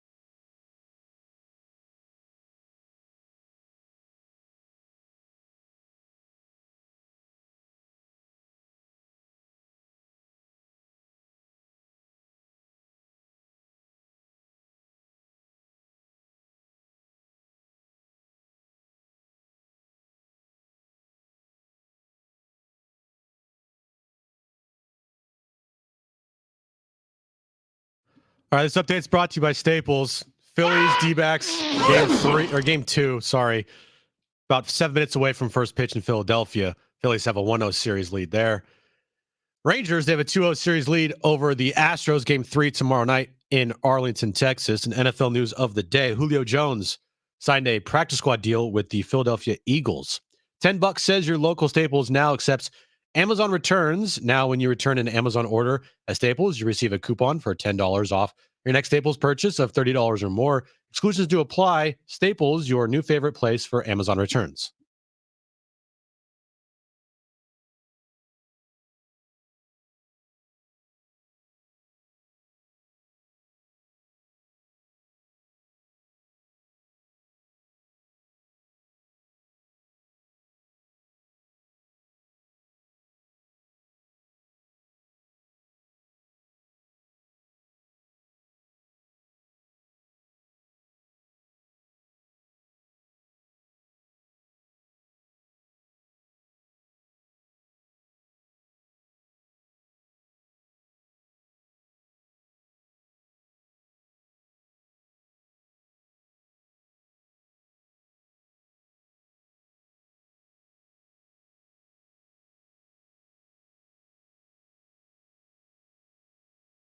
All right, San Diego and Southern California, what's going on? We're going to give away Aztec Wolfpack tickets in the next 15 minutes.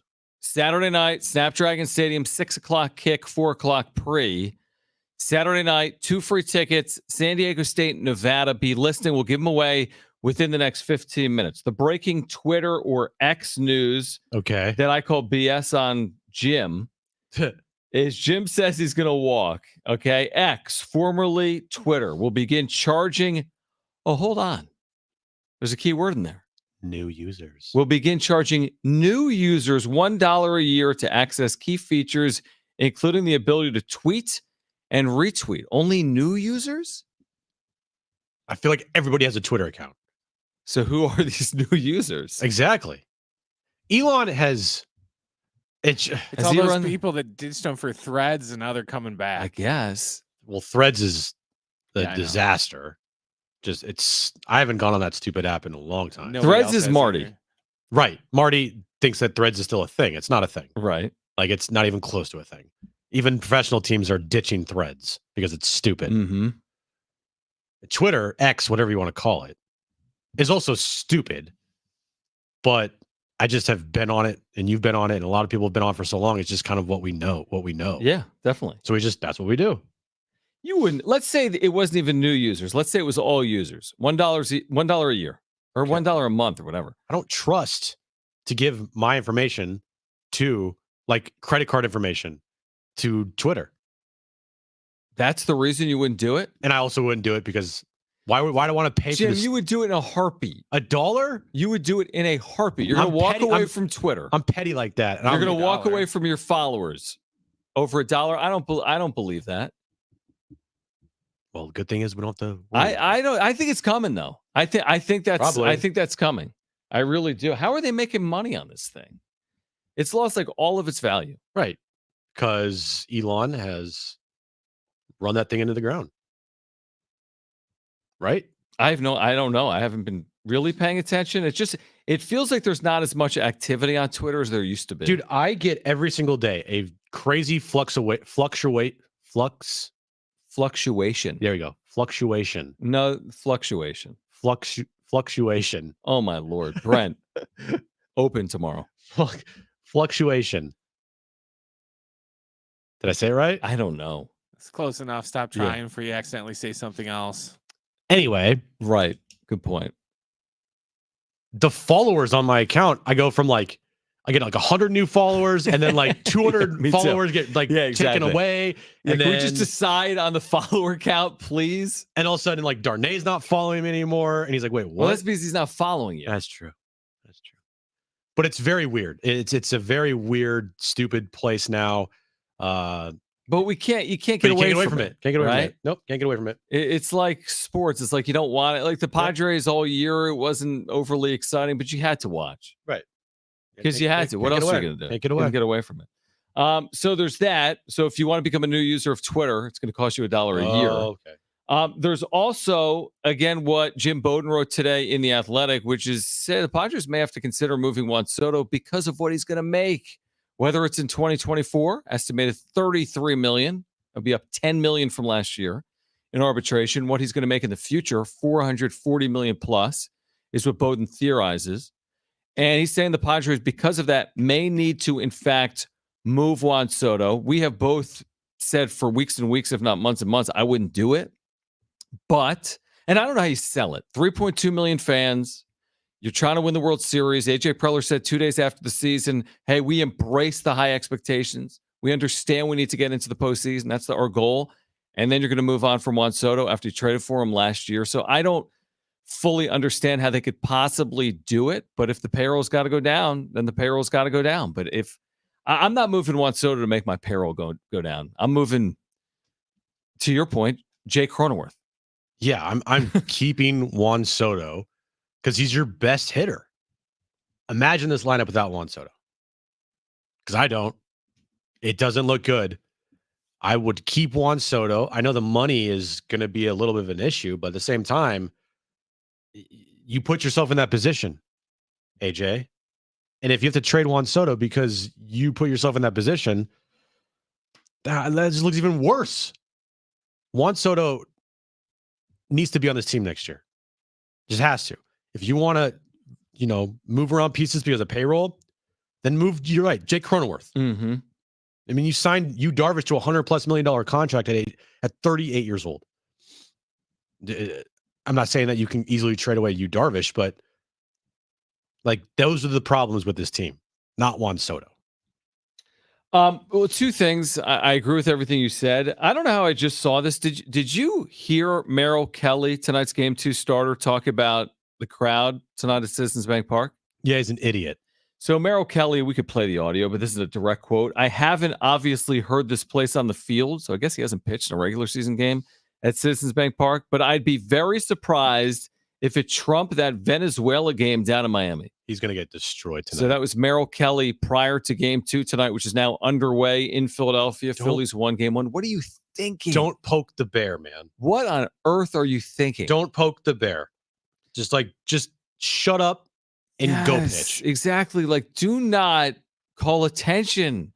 Bulletin board in the postseason. Phillies have been so good at home. They've hit 12 home runs their last 3 games, a playoff record. You say it's not loud in Philadelphia? Dude, if he can somehow get away with that and pitch well tonight, good on him. Exactly. Right? But they love these slights. Bryce Harper, it's all they care about. It's personal. Any slight, the Phillies have taken advantage of. Yeah, remember when Spencer Strider was even doing a slight against Phillies fans, but he was talking about how he preferred the COVID year with no fans because it was he didn't like it to be super loud. Mm-hmm. And then Philly fans is like, hey, are we loud enough now? Or, right. I don't know the exact, but it wasn't directed towards the Phillies fans, but Phillies fans use it as a slight. And so tonight, when you are saying, yeah, the crowd, I don't think it's going to be loud enough. I've heard louder. Get ready, buddy. Get ready. Phillies all time at Citizens Bank Park in Philadelphia in the postseason, 27-11. One of the best home records in the history of baseball in a ballpark in terms of winning percentage. 27-11. Trying to go up 2-0. The series will shift to Arizona on Thursday.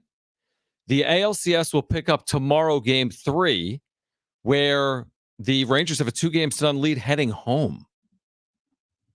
And your buddy is throwing out the first pitch. Ian Kinsler is going to throw out the first pitch, and he's going to just do this.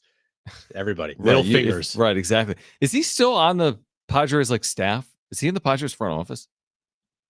I want to say yes. Isn't he like a special advisor to AJ Preller? I want to say he is. It's interesting. Yeah. Is that where you're turning? If you're the Rangers, you think about Rangers history. Is Ian Kinsler your championship series first pitch guy? No. I'm thinking Nolan Ryan. Right, but his ties with the Astros. His ties with the Astros, right. I would think Michael Young before Ian Kinsler. Mm-hmm. I would think... There's not a million names. Josh Hamilton. There's one that's in the play-by-play booth. A-Rod. He was a Ranger for a long time. True. He didn't do anything there. Doesn't matter. Neither did the other guys. Kinsler did more. As far as being in postseasons and everything. True. True. But anyway, he's your game 3. Hey, we're going to throw out a first pitch. We're 2 wins away from a World Series. We're heading home. We've played 1 home playoff game, Texas. To this point, they're 7-0, 6 road wins. Imagine if they just swoop to the postseason. Has anybody ever, I don't think anyone's ever done that. Gone. Not with this many rounds. Right. So back in the day, you just had to win the World Series. Sure. I would assume Championship Series, World Series, it's been done. I don't know how recently, but that's just 2 rounds. I'm assuming someone's gone 7-0 or 8-0 through the Championship Series and the World Series. That's obviously happening. Can they go 13-0? That's what you need to do? Correct. 13-0. The 1976 Cincinnati Reds are the only team in this era to be undefeated in the playoffs, going 7-0. Okay. That's amazing. I don't think that's happening, Jim. Do you? No, they're going to lose at least 1 game. Yeah, definitely. The 99 Yankees and the 05 White Sox each went 11-1, but that was as close as 11-1. Wow. Arizona finally lost yesterday. That was their first postseason loss this year? Yeah. And Texas is 7-0. 7-0. It's crazy. It really is. It's crazy. And now, again, it's different. Formats have changed. But, yeah, I don't know. This Texas story really is impressive. And the more I think about it, you said, hey, you'd like to see Rangers-Phillies. I think it would be a very good series. I really do. I think Astros-Phillies would be good, too. But we saw it last year. But Rangers-Phillies, yeah, that's pretty compelling to me. And would be, the way the Phillies have played in the postseason, the way the Rangers have played this year, I think would be interesting, compelling. Yeah. Good television. I think Phillies anybody. Yeah, maybe. I think just Bryce Harper is the biggest superstar left in the postseason. Maybe not be the best player in the postseason left, but he's the biggest superstar, the biggest name for sure. Yep. So you get the Phillies, Philadelphia, the market, anybody in Texas, Rangers, Houston. I think that'd be a good World Series. Yeah, I agree with you. What's interesting is this past offseason, remember the Padres, the names they were tied to at the winter meetings, we were there. Everybody. Right? And yeah, it was everyone. It was Aaron Judge. Trey Turner. Right? Who flew in. Yeah. And then had a secret meeting with the Padres. Right? It was like, what? You had the Trey Turner situation where the Padres reportedly offered more than he signed for with the Phillies. Yeah. Then you had Bogarts. And of course, they landed on Bogarts, $280 million, 11 years, right? Yeah. But it's like you're watching Turner right now in Philadelphia, in this championship series, up and down roller coaster year. Actually, a little bit like Bogarts, to be honest with you. The difference being that his team got in to the postseason, where, of course, Bogarts did not. Aaron Judge on the outside this year. Yeah. He's calling the season, by the way, a failure for the Yankees. Anything short of making the postseason, he said, was a failure. Trey Turner had a horrible start to his season. Awful. And then he had the standing ovation from the crowd. Remember that? Yeah, it was suggested by actually a sports talk radio host in Philadelphia to give him a standing ovation, as opposed to boo him. And then all of a sudden, since then, he's been like one of the best hitters in baseball. When is the next time we will see the Padres commit $280 million plus to a player? Will it be Juan Soto? Could that be coming within the next 1 year, this offseason or in season next year? Or are we a decade away from it because this payroll's coming down and all those $300 million deals, Bogarts, Machado, Tatis, are going away? Are we going to see it in the 2020s, the decade of the Padres again, or not? Will there be another $280 million splash? If you had to guess. If I had to guess. Payroll coming down, we're told. I would say no. So we've seen the last of it. And I agree with you. I would say no. I think the Juan Soto dilemma here, he's going to want a $450+ million contract. Like that is like the starting point, especially if he has another season like he did this past year. Next year, his price tag's only going to go up. I don't know if the Padres are going to do. I don't know if they can be able to do that. I just don't. Right, which goes back to our initial point on like Soto, like this hundreds of millions of dollars question. You've committed hundreds of millions, Jim, to players a lot older than Juan Soto. Did it with Machado, and you did it with Bogarts. Now Tatis, comparable age, but you've done it with players in their 30s. Are you going to be willing to do it with a player in his prime? I mean, his true prime, even heading into his prime, or not? And if they don't, you could argue the merits of giving it to the 30-year-olds, but not giving it to the 20-somethings. Yeah, they made their bed. Right. Like they chose the players that they're going to ride with here. Juan Soto feels more like a passenger on this ride until the bus stop makes the stop like a couple blocks away, and then he's getting off. Like he's not on for the long haul here. I don't feel it. It could be proven wrong. AJ and Peter have shown that they can pull fast ones and they can zig when everyone thinks they're going to zag. Right. But with how much of a failure this past year was and how much money was lost and spent to just go around and give a guy a $500 million contract, even though he might be deserving of it, that's going to be a tough sell for people behind the scenes that are paying all the checks here, paying all the money.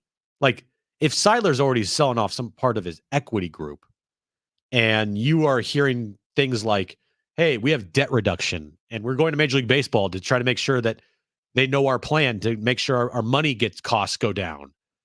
But then Seidler goes right back around and says, here's $500 million. I don't think people behind the scenes in baseball would be too happy with that. Yeah, but and you're probably right, but they had to know when we were at the winter meetings in San Diego last year, didn't they know that when they gave Xander Bogaerts $280 million, it could impact their ability to give someone else $280 million in the future? Like, wasn't that known? Is that an unknown? That was unknown at the time? I truly believe that their mindset was, we'll worry about it later. Procrastinate. Put it off. We'll worry about that later. We're coming off a championship series. We're going to win a World Series, and our revenues are going to be through the roof. Yep. And our contingency plan is we don't have one because we're going to we're just going to win. Because we're going to win, and we're going to win big, and we're going to win the World Series. And then they got caught flat-footed, and it was a giant uh-oh moment, and there's no contingency plan, and now they're kind of semi-screwed. By the way, in 2 minutes, we're going to give away San Diego State, Nevada tickets. Be listening. We'll tell you when to call. Do not call right now. We'll give away San Diego State, Nevada tickets in about 2 minutes. Yeah, I agree with you. It's hard to put yourself back into a place and time. As in last December, the feelings on the Padres were way different than this October. Yeah. At that point, almost everyone affiliated with the organization and almost all Padres fans were thinking off a championship series, we're going to win a World Series. Yeah, easily. And here's how we're going to do it. We're going to double down on spending. And we just added a 2-time World Series champion in his prime in Xander Bogaerts. We're going to win. Of course. And we're going to win big. And then they didn't. And now what? Now they're like, uh-oh. So the theory, and would I be okay? Hey, if they signed if they signed Juan Soto to a $485 million contract for 12 years, I'd be like, awesome. Cool. Great. Not my money, but you also couldn't tell me that behind the scenes, people would be fuming. Behind the scenes, you're saying within the organization or people in Major League Baseball wouldn't want them to spend that kind of money? Maybe everywhere. I don't know, man. If I'm going to give money to someone, it's my 24-year-old. You know what I mean? The Machado thing, he's in his 30s. You're giving him 10 years? That'd be great if you already didn't give them money to a 31-year-old, right, and a 30-year-old, and a 38-year-old, and another 30-year-old. We're talking about Darvish? Talking about Darvish, Cronenworth, Manny, Xander. Yeah. Again, you kind of question those priorities. You had Ha-Seong Kim. Again, easier said. I get it. Yeah. It's hard, but with the benefit of hindsight, maybe Kim, not Cronenworth. Benefit of hindsight, Snell, not Darvish. Benefit of hindsight, Soto, not Bogaerts. Yeah. Think about that. I know. They whiffed on all of the decisions.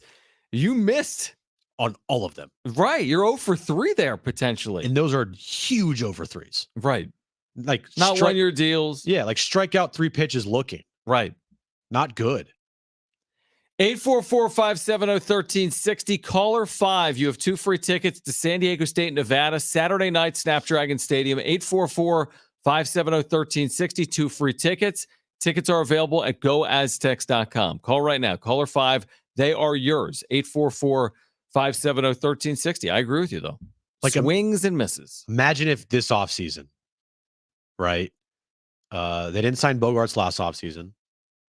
They didn't sign Darvish to that deal. Now, you'd have a lot of work to do because the only pitcher under contract would be theoretically Joe Musgrove. Mm-hmm. True. But you're also not talking about debt reduction and lowering the payroll and all that stuff. You're talking about potentially resign. It would be hard. I understand that.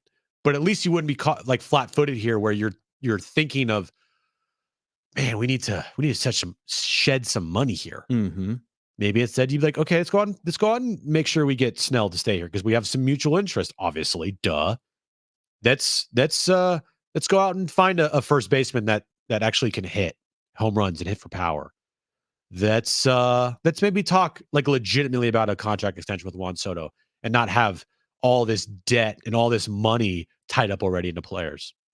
All right, so we said Merrill Kelly. What were you thinking? Why would you give them any bulletin board material saying I've heard louder before? Uh-oh. And the player that spurned the Padres this past offseason and went to Philadelphia, not San Diego, despite less money, Trey Turner is homered off Merrill Kelly The D-backs in the first inning. have no chance. They got no shot. Now, this is the 13th home run hit by the Phillies in their last 4 games, as the Phillies have jumped out to a 1-0 lead.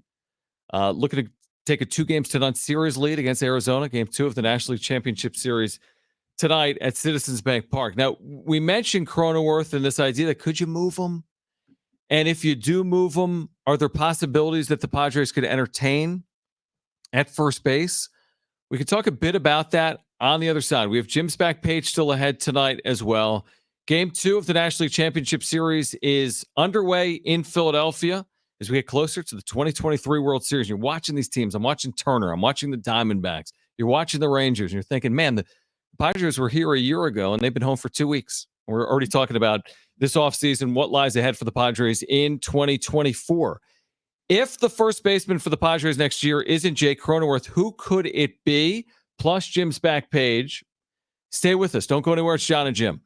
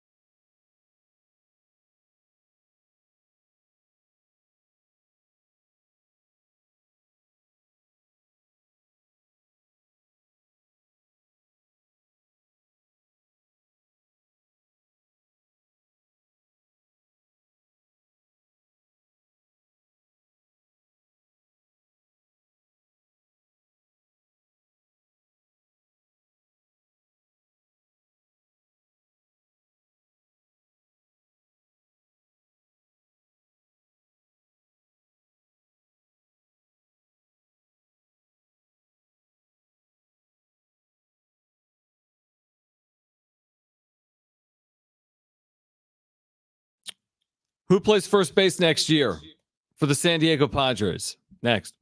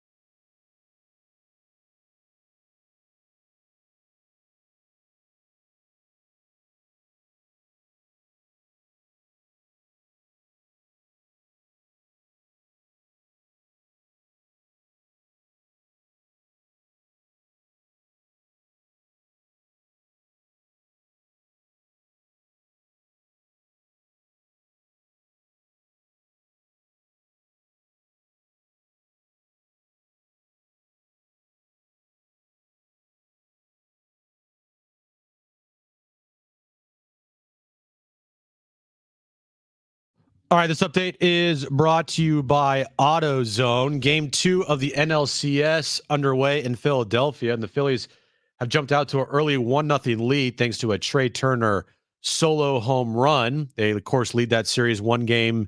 The ALCS returns tomorrow night. Game 3 is the Rangers take on the Astros in Arlington. Rangers looking for a 3-0 series lead tomorrow night. Starting Stronger starts at AutoZone, where they've got battery solutions in the form of free battery testing, free battery charging, and replacement batteries that fit your needs. That's what makes them America's #1 battery destination. Get in the zone, AutoZone.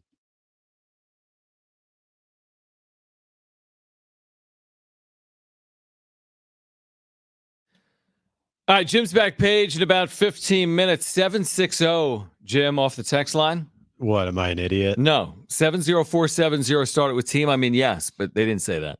70470 start your message with team. 760. I have a theory that the Padres slow play their season to get into the wild card and keep the momentum rolling into the playoffs. They missed the mark this year, but worked out for them last year. Did the Padres intentionally slow play their season, but then just go so slow that in the end they were on the outside looking in? Imagine the first spring training team meeting and Ryan Flaherty, their new manager, is standing up there. Right. Don't try too hard in this Korea series, guys. But do you hear what I said? Ryan Flaherty's the manager? Ryan Flaherty's the manager. I mean, it's possible. Or Unlikely. Bob Melvin. All right, we'll just say Bob Melvin. Mm-hmm. He's like, guys, look. Let's start the year like 45-45. And then in our last 70 games, can you imagine? We'll go 50-20. That might be too good, though. And then they're winning divisions. True. No, nobody's trying to win a wild card spot as opposed to a division. I wouldn't think. I don't think we're at that point right now. Dude, you go out there and you try to win as many baseball games as you possibly can. And the first goal, you can't tell me that a player doesn't go and look in the season like we're trying to win the division. We're not trying to win the division. Like, you think Manny Machado's sitting there? Actually, Manny's not a good option. Do you think Joe Musgrove is sitting there thinking to himself, I hope we just win the wild card this year instead of the division? No, I No. don't. I don't think any of them are sitting there saying, "Hey, let's get 11 games under 500 in September and see if we can dig out of it." Yeah, that's a good idea. Like that didn't work out, and they were almost perfect down the stretch, and it still didn't work out. And then 619 says the problem is that on paper the players have enough for a World Series if they perform to expectations. It's the intangibles you can't account for, like clubhouse dynamic. That has been a knock on Preller, roster construction, cohesive roster, right? 2023, the knock was like too many type A, too many stars. It's kind of counterintuitive or like an oxymoron. What do you mean too many good players? Yeah. But it almost seems like when you do the autopsy on 2023, they had too many stars and not enough like glue guys to make it work. Yeah, you had too many me's instead of we's. Mm-hmm. Yeah. Way too many me's. And that's been the biggest problem is like finding those we players and finding the glue pieces that kind of makes everything gel.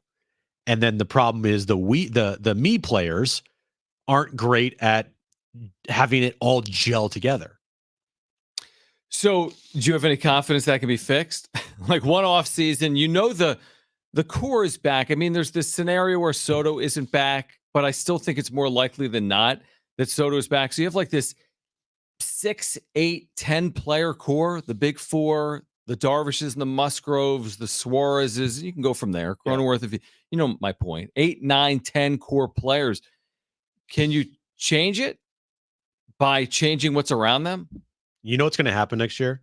I don't. And me and Darren talked a little bit about this. Okay. They're going to play well next year. And they're going to look good. And Manny's going to have a good season. And Bogarts is going to have a good season. Mm-hmm. Okay. And the first sign that Manny gets, told you so. And you're going to see a lot of told you so. Nothing's wrong. No, you guys are all stupid. I don't think so because you can't say told you so off 2023. It's gone. It's lost. Well, there will be why was everybody freaking out? We just needed to fix some things and we did at the end of the year and look what happened. Yeah, because we were freaking out because you missed the postseason. I know, but I'm telling you, like, don't be surprised if we start hearing those things. Well, then they better win the well World Series. Like, hey, all of those reports of me being a bad clubhouse leader, you guys are idiots. Well, it is interesting. The report came out from Kevin. We had him that day. Yeah. It was like a Friday morning or Thursday night. Yeah. And then they went 14-2. Like literally from the day it was published to the day the season ended. Yep. They went 14-2 with 2 extra inning losses. I think I have that right. Those are the only 2 losses they had. They did not lose a game in 9 innings in their final 16 games. Yeah. You don't think that's coming next year?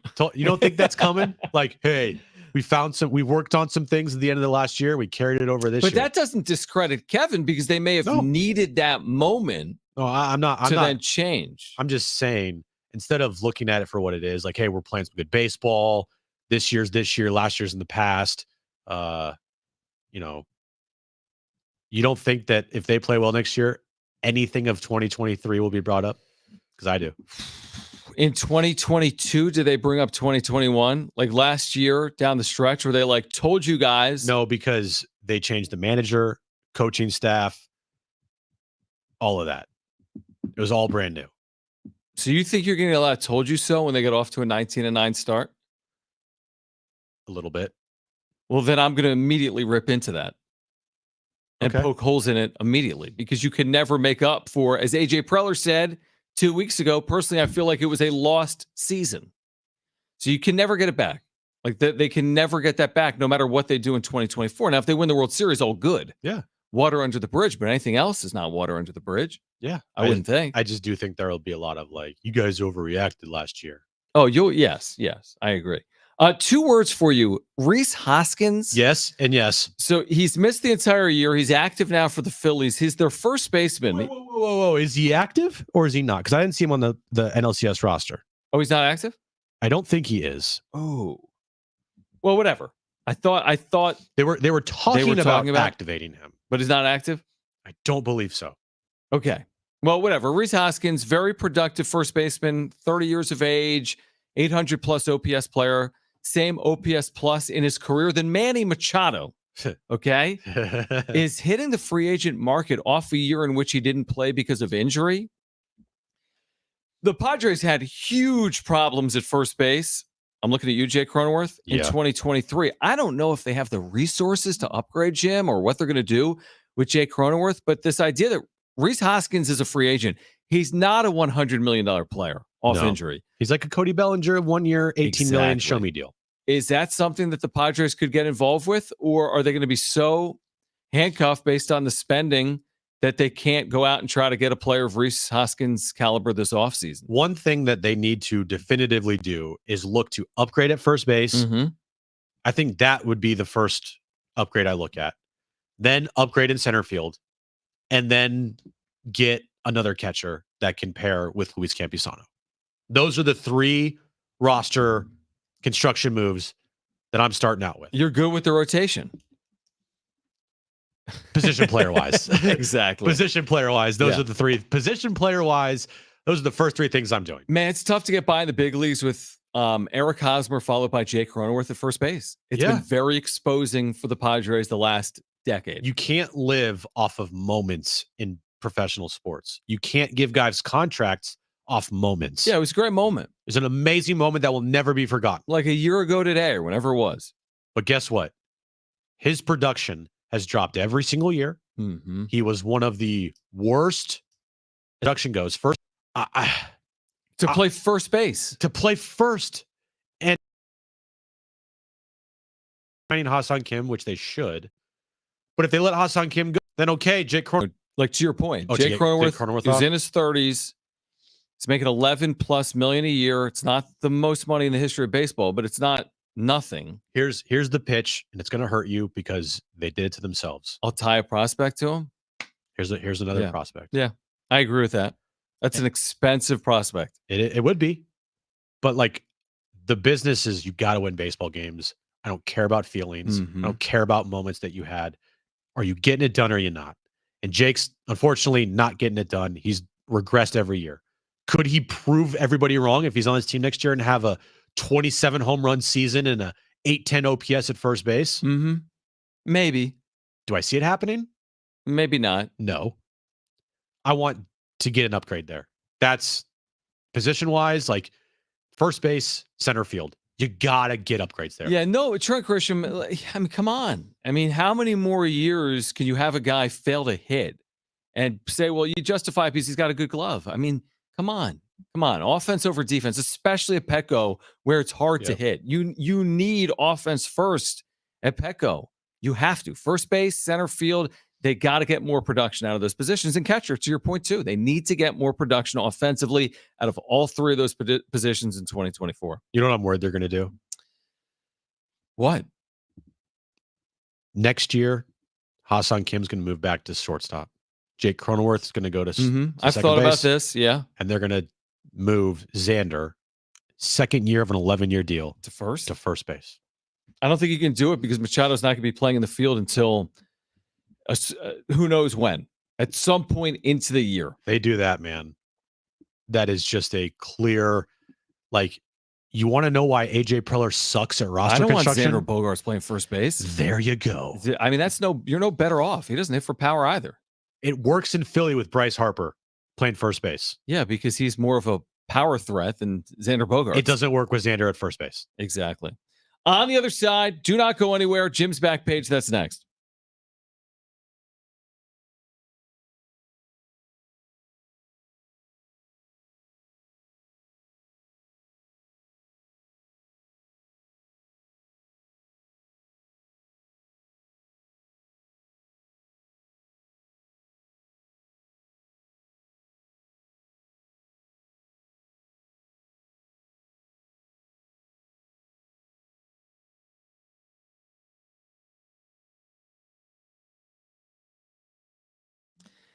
Anyone else finding their bills just going up and up and up? Let's say you need cash to pay off your credit cards or do a home improvement. Hey guys, it's Schaefer. I'm excited to introduce you again to this new, fast, easy way to access the equity in your home with Loan Pronto. They've got a revolutionary express equity line of credit.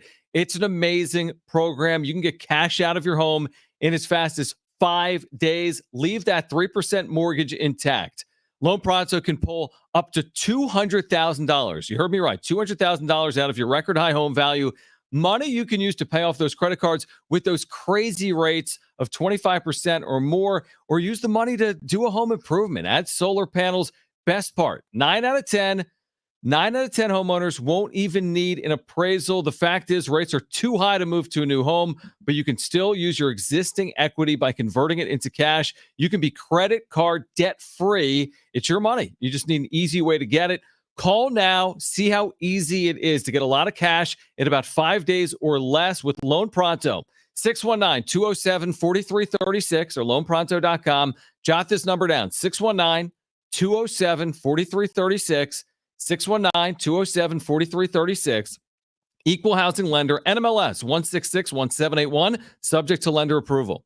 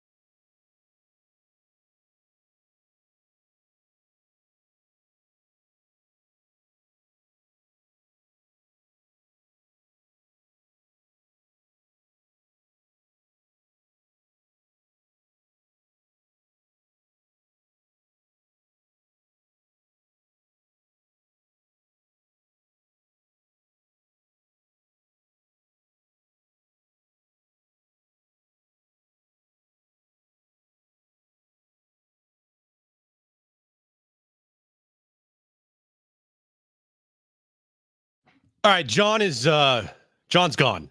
Jon is gone for the day. He quit on the show, quit on me, quit on Brent. He quit on you. I don't know if that's a good look for him, but that's what Jon has done on this Tuesday of October.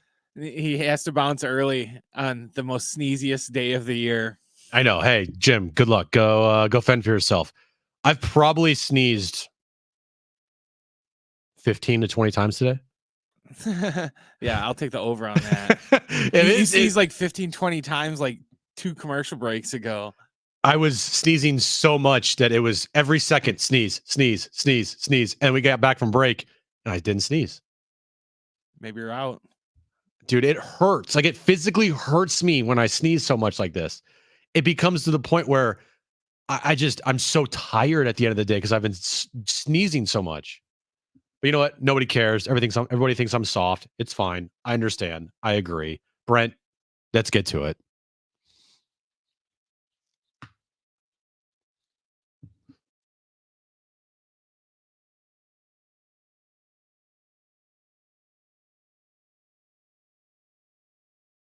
All right, so Halloween is coming up here fairly soon. Couple weeks from now. And M&M's, all right, is offering a free candy refill on Halloween. M&M's. Oh, I saw that. It's Mars, not just M&M's. Mars? Well, Mars is the company that makes M&M's. Oh, okay. Well, yeah, it doesn't. Okay, you're right. M&M's is introducing a Halloween rescue squad that will refill your candy bowl with M&M's this Halloween. These M&M's are free and can be delivered to your door in under an hour. In order to get this deal, you need to check out their website at 2 p.m. on October 31st to get free candy. This promotion is only available for one day and within Go Puff's delivery areas while supplies last. Yeah, and you have to make like a minimum order of like I think it's $13 or something like that. So you can't just buy like $6 worth of, Snickers or whatever it is. You have to buy a certain amount. Their headquarters is in shocker, Philadelphia. Yeah, there you go. There we go. So my new house in Philly, I'll order all the M&Ms to get refilled there. Made of chocolate. Yep, there we go. I love an auction, a good auction on this show. Uh-huh. An original Starfleet shuttlecraft miniature model from the original Star Trek. All right, so like the shuttlecrafts in Star Trek. Okay.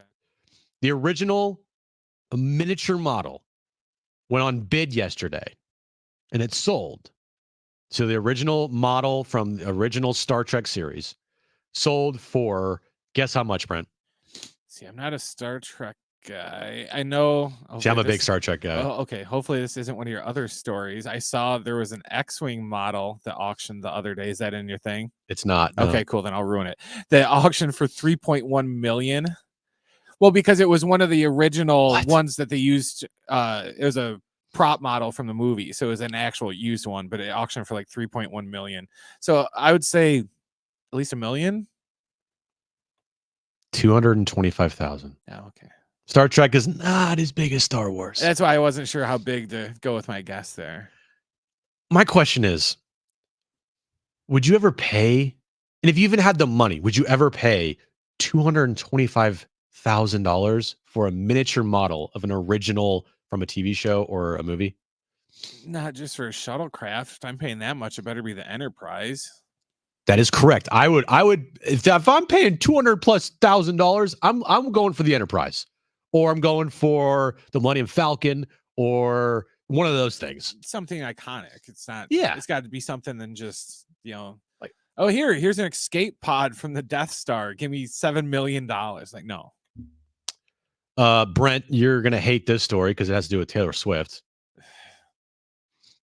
Let's get it done and over with. Dunkin' Donuts is doing a special secret promo for iced coffee for Taylor Swift. If you go to the Dunkin's app store, users can get a free iced coffee with the code 123-let's-go. If you, it's I guess for Taylor Swift, like it's a secret Taylor Swift promotion. The code references a clear nod to Swift, whose concert goers shout 1, 2, 3, let's go blank during her performance of Delicate. Okay. So there you go, Brent. You can get a free iced coffee if you download the Dunkin's app and you type in the code 1, 2, 3, let's go. Yeah, that's okay. I'm good. Even if you loved iced coffee, you wouldn't do it just on principle alone? Pretty much, yeah. Okay, makes sense. And finally, the most hated Halloween candy, according to a study. Can you guess what? Candy corn. I don't hate candy corn, but that's my guess. Everyone else does. I like candy corn, but it is the most hated candy in America, according to this survey. We got candy corn's number 1. Hot tamales, number 2 at 26%. I don't like those. Atomic Fireball? Those are okay. Jawbreaker? Yeah. Bit-O Honey? Yeah, those suck. Peeps? Yeah. Oh, God, Peeps. Hot Tamale Fire and Ice? Yeah.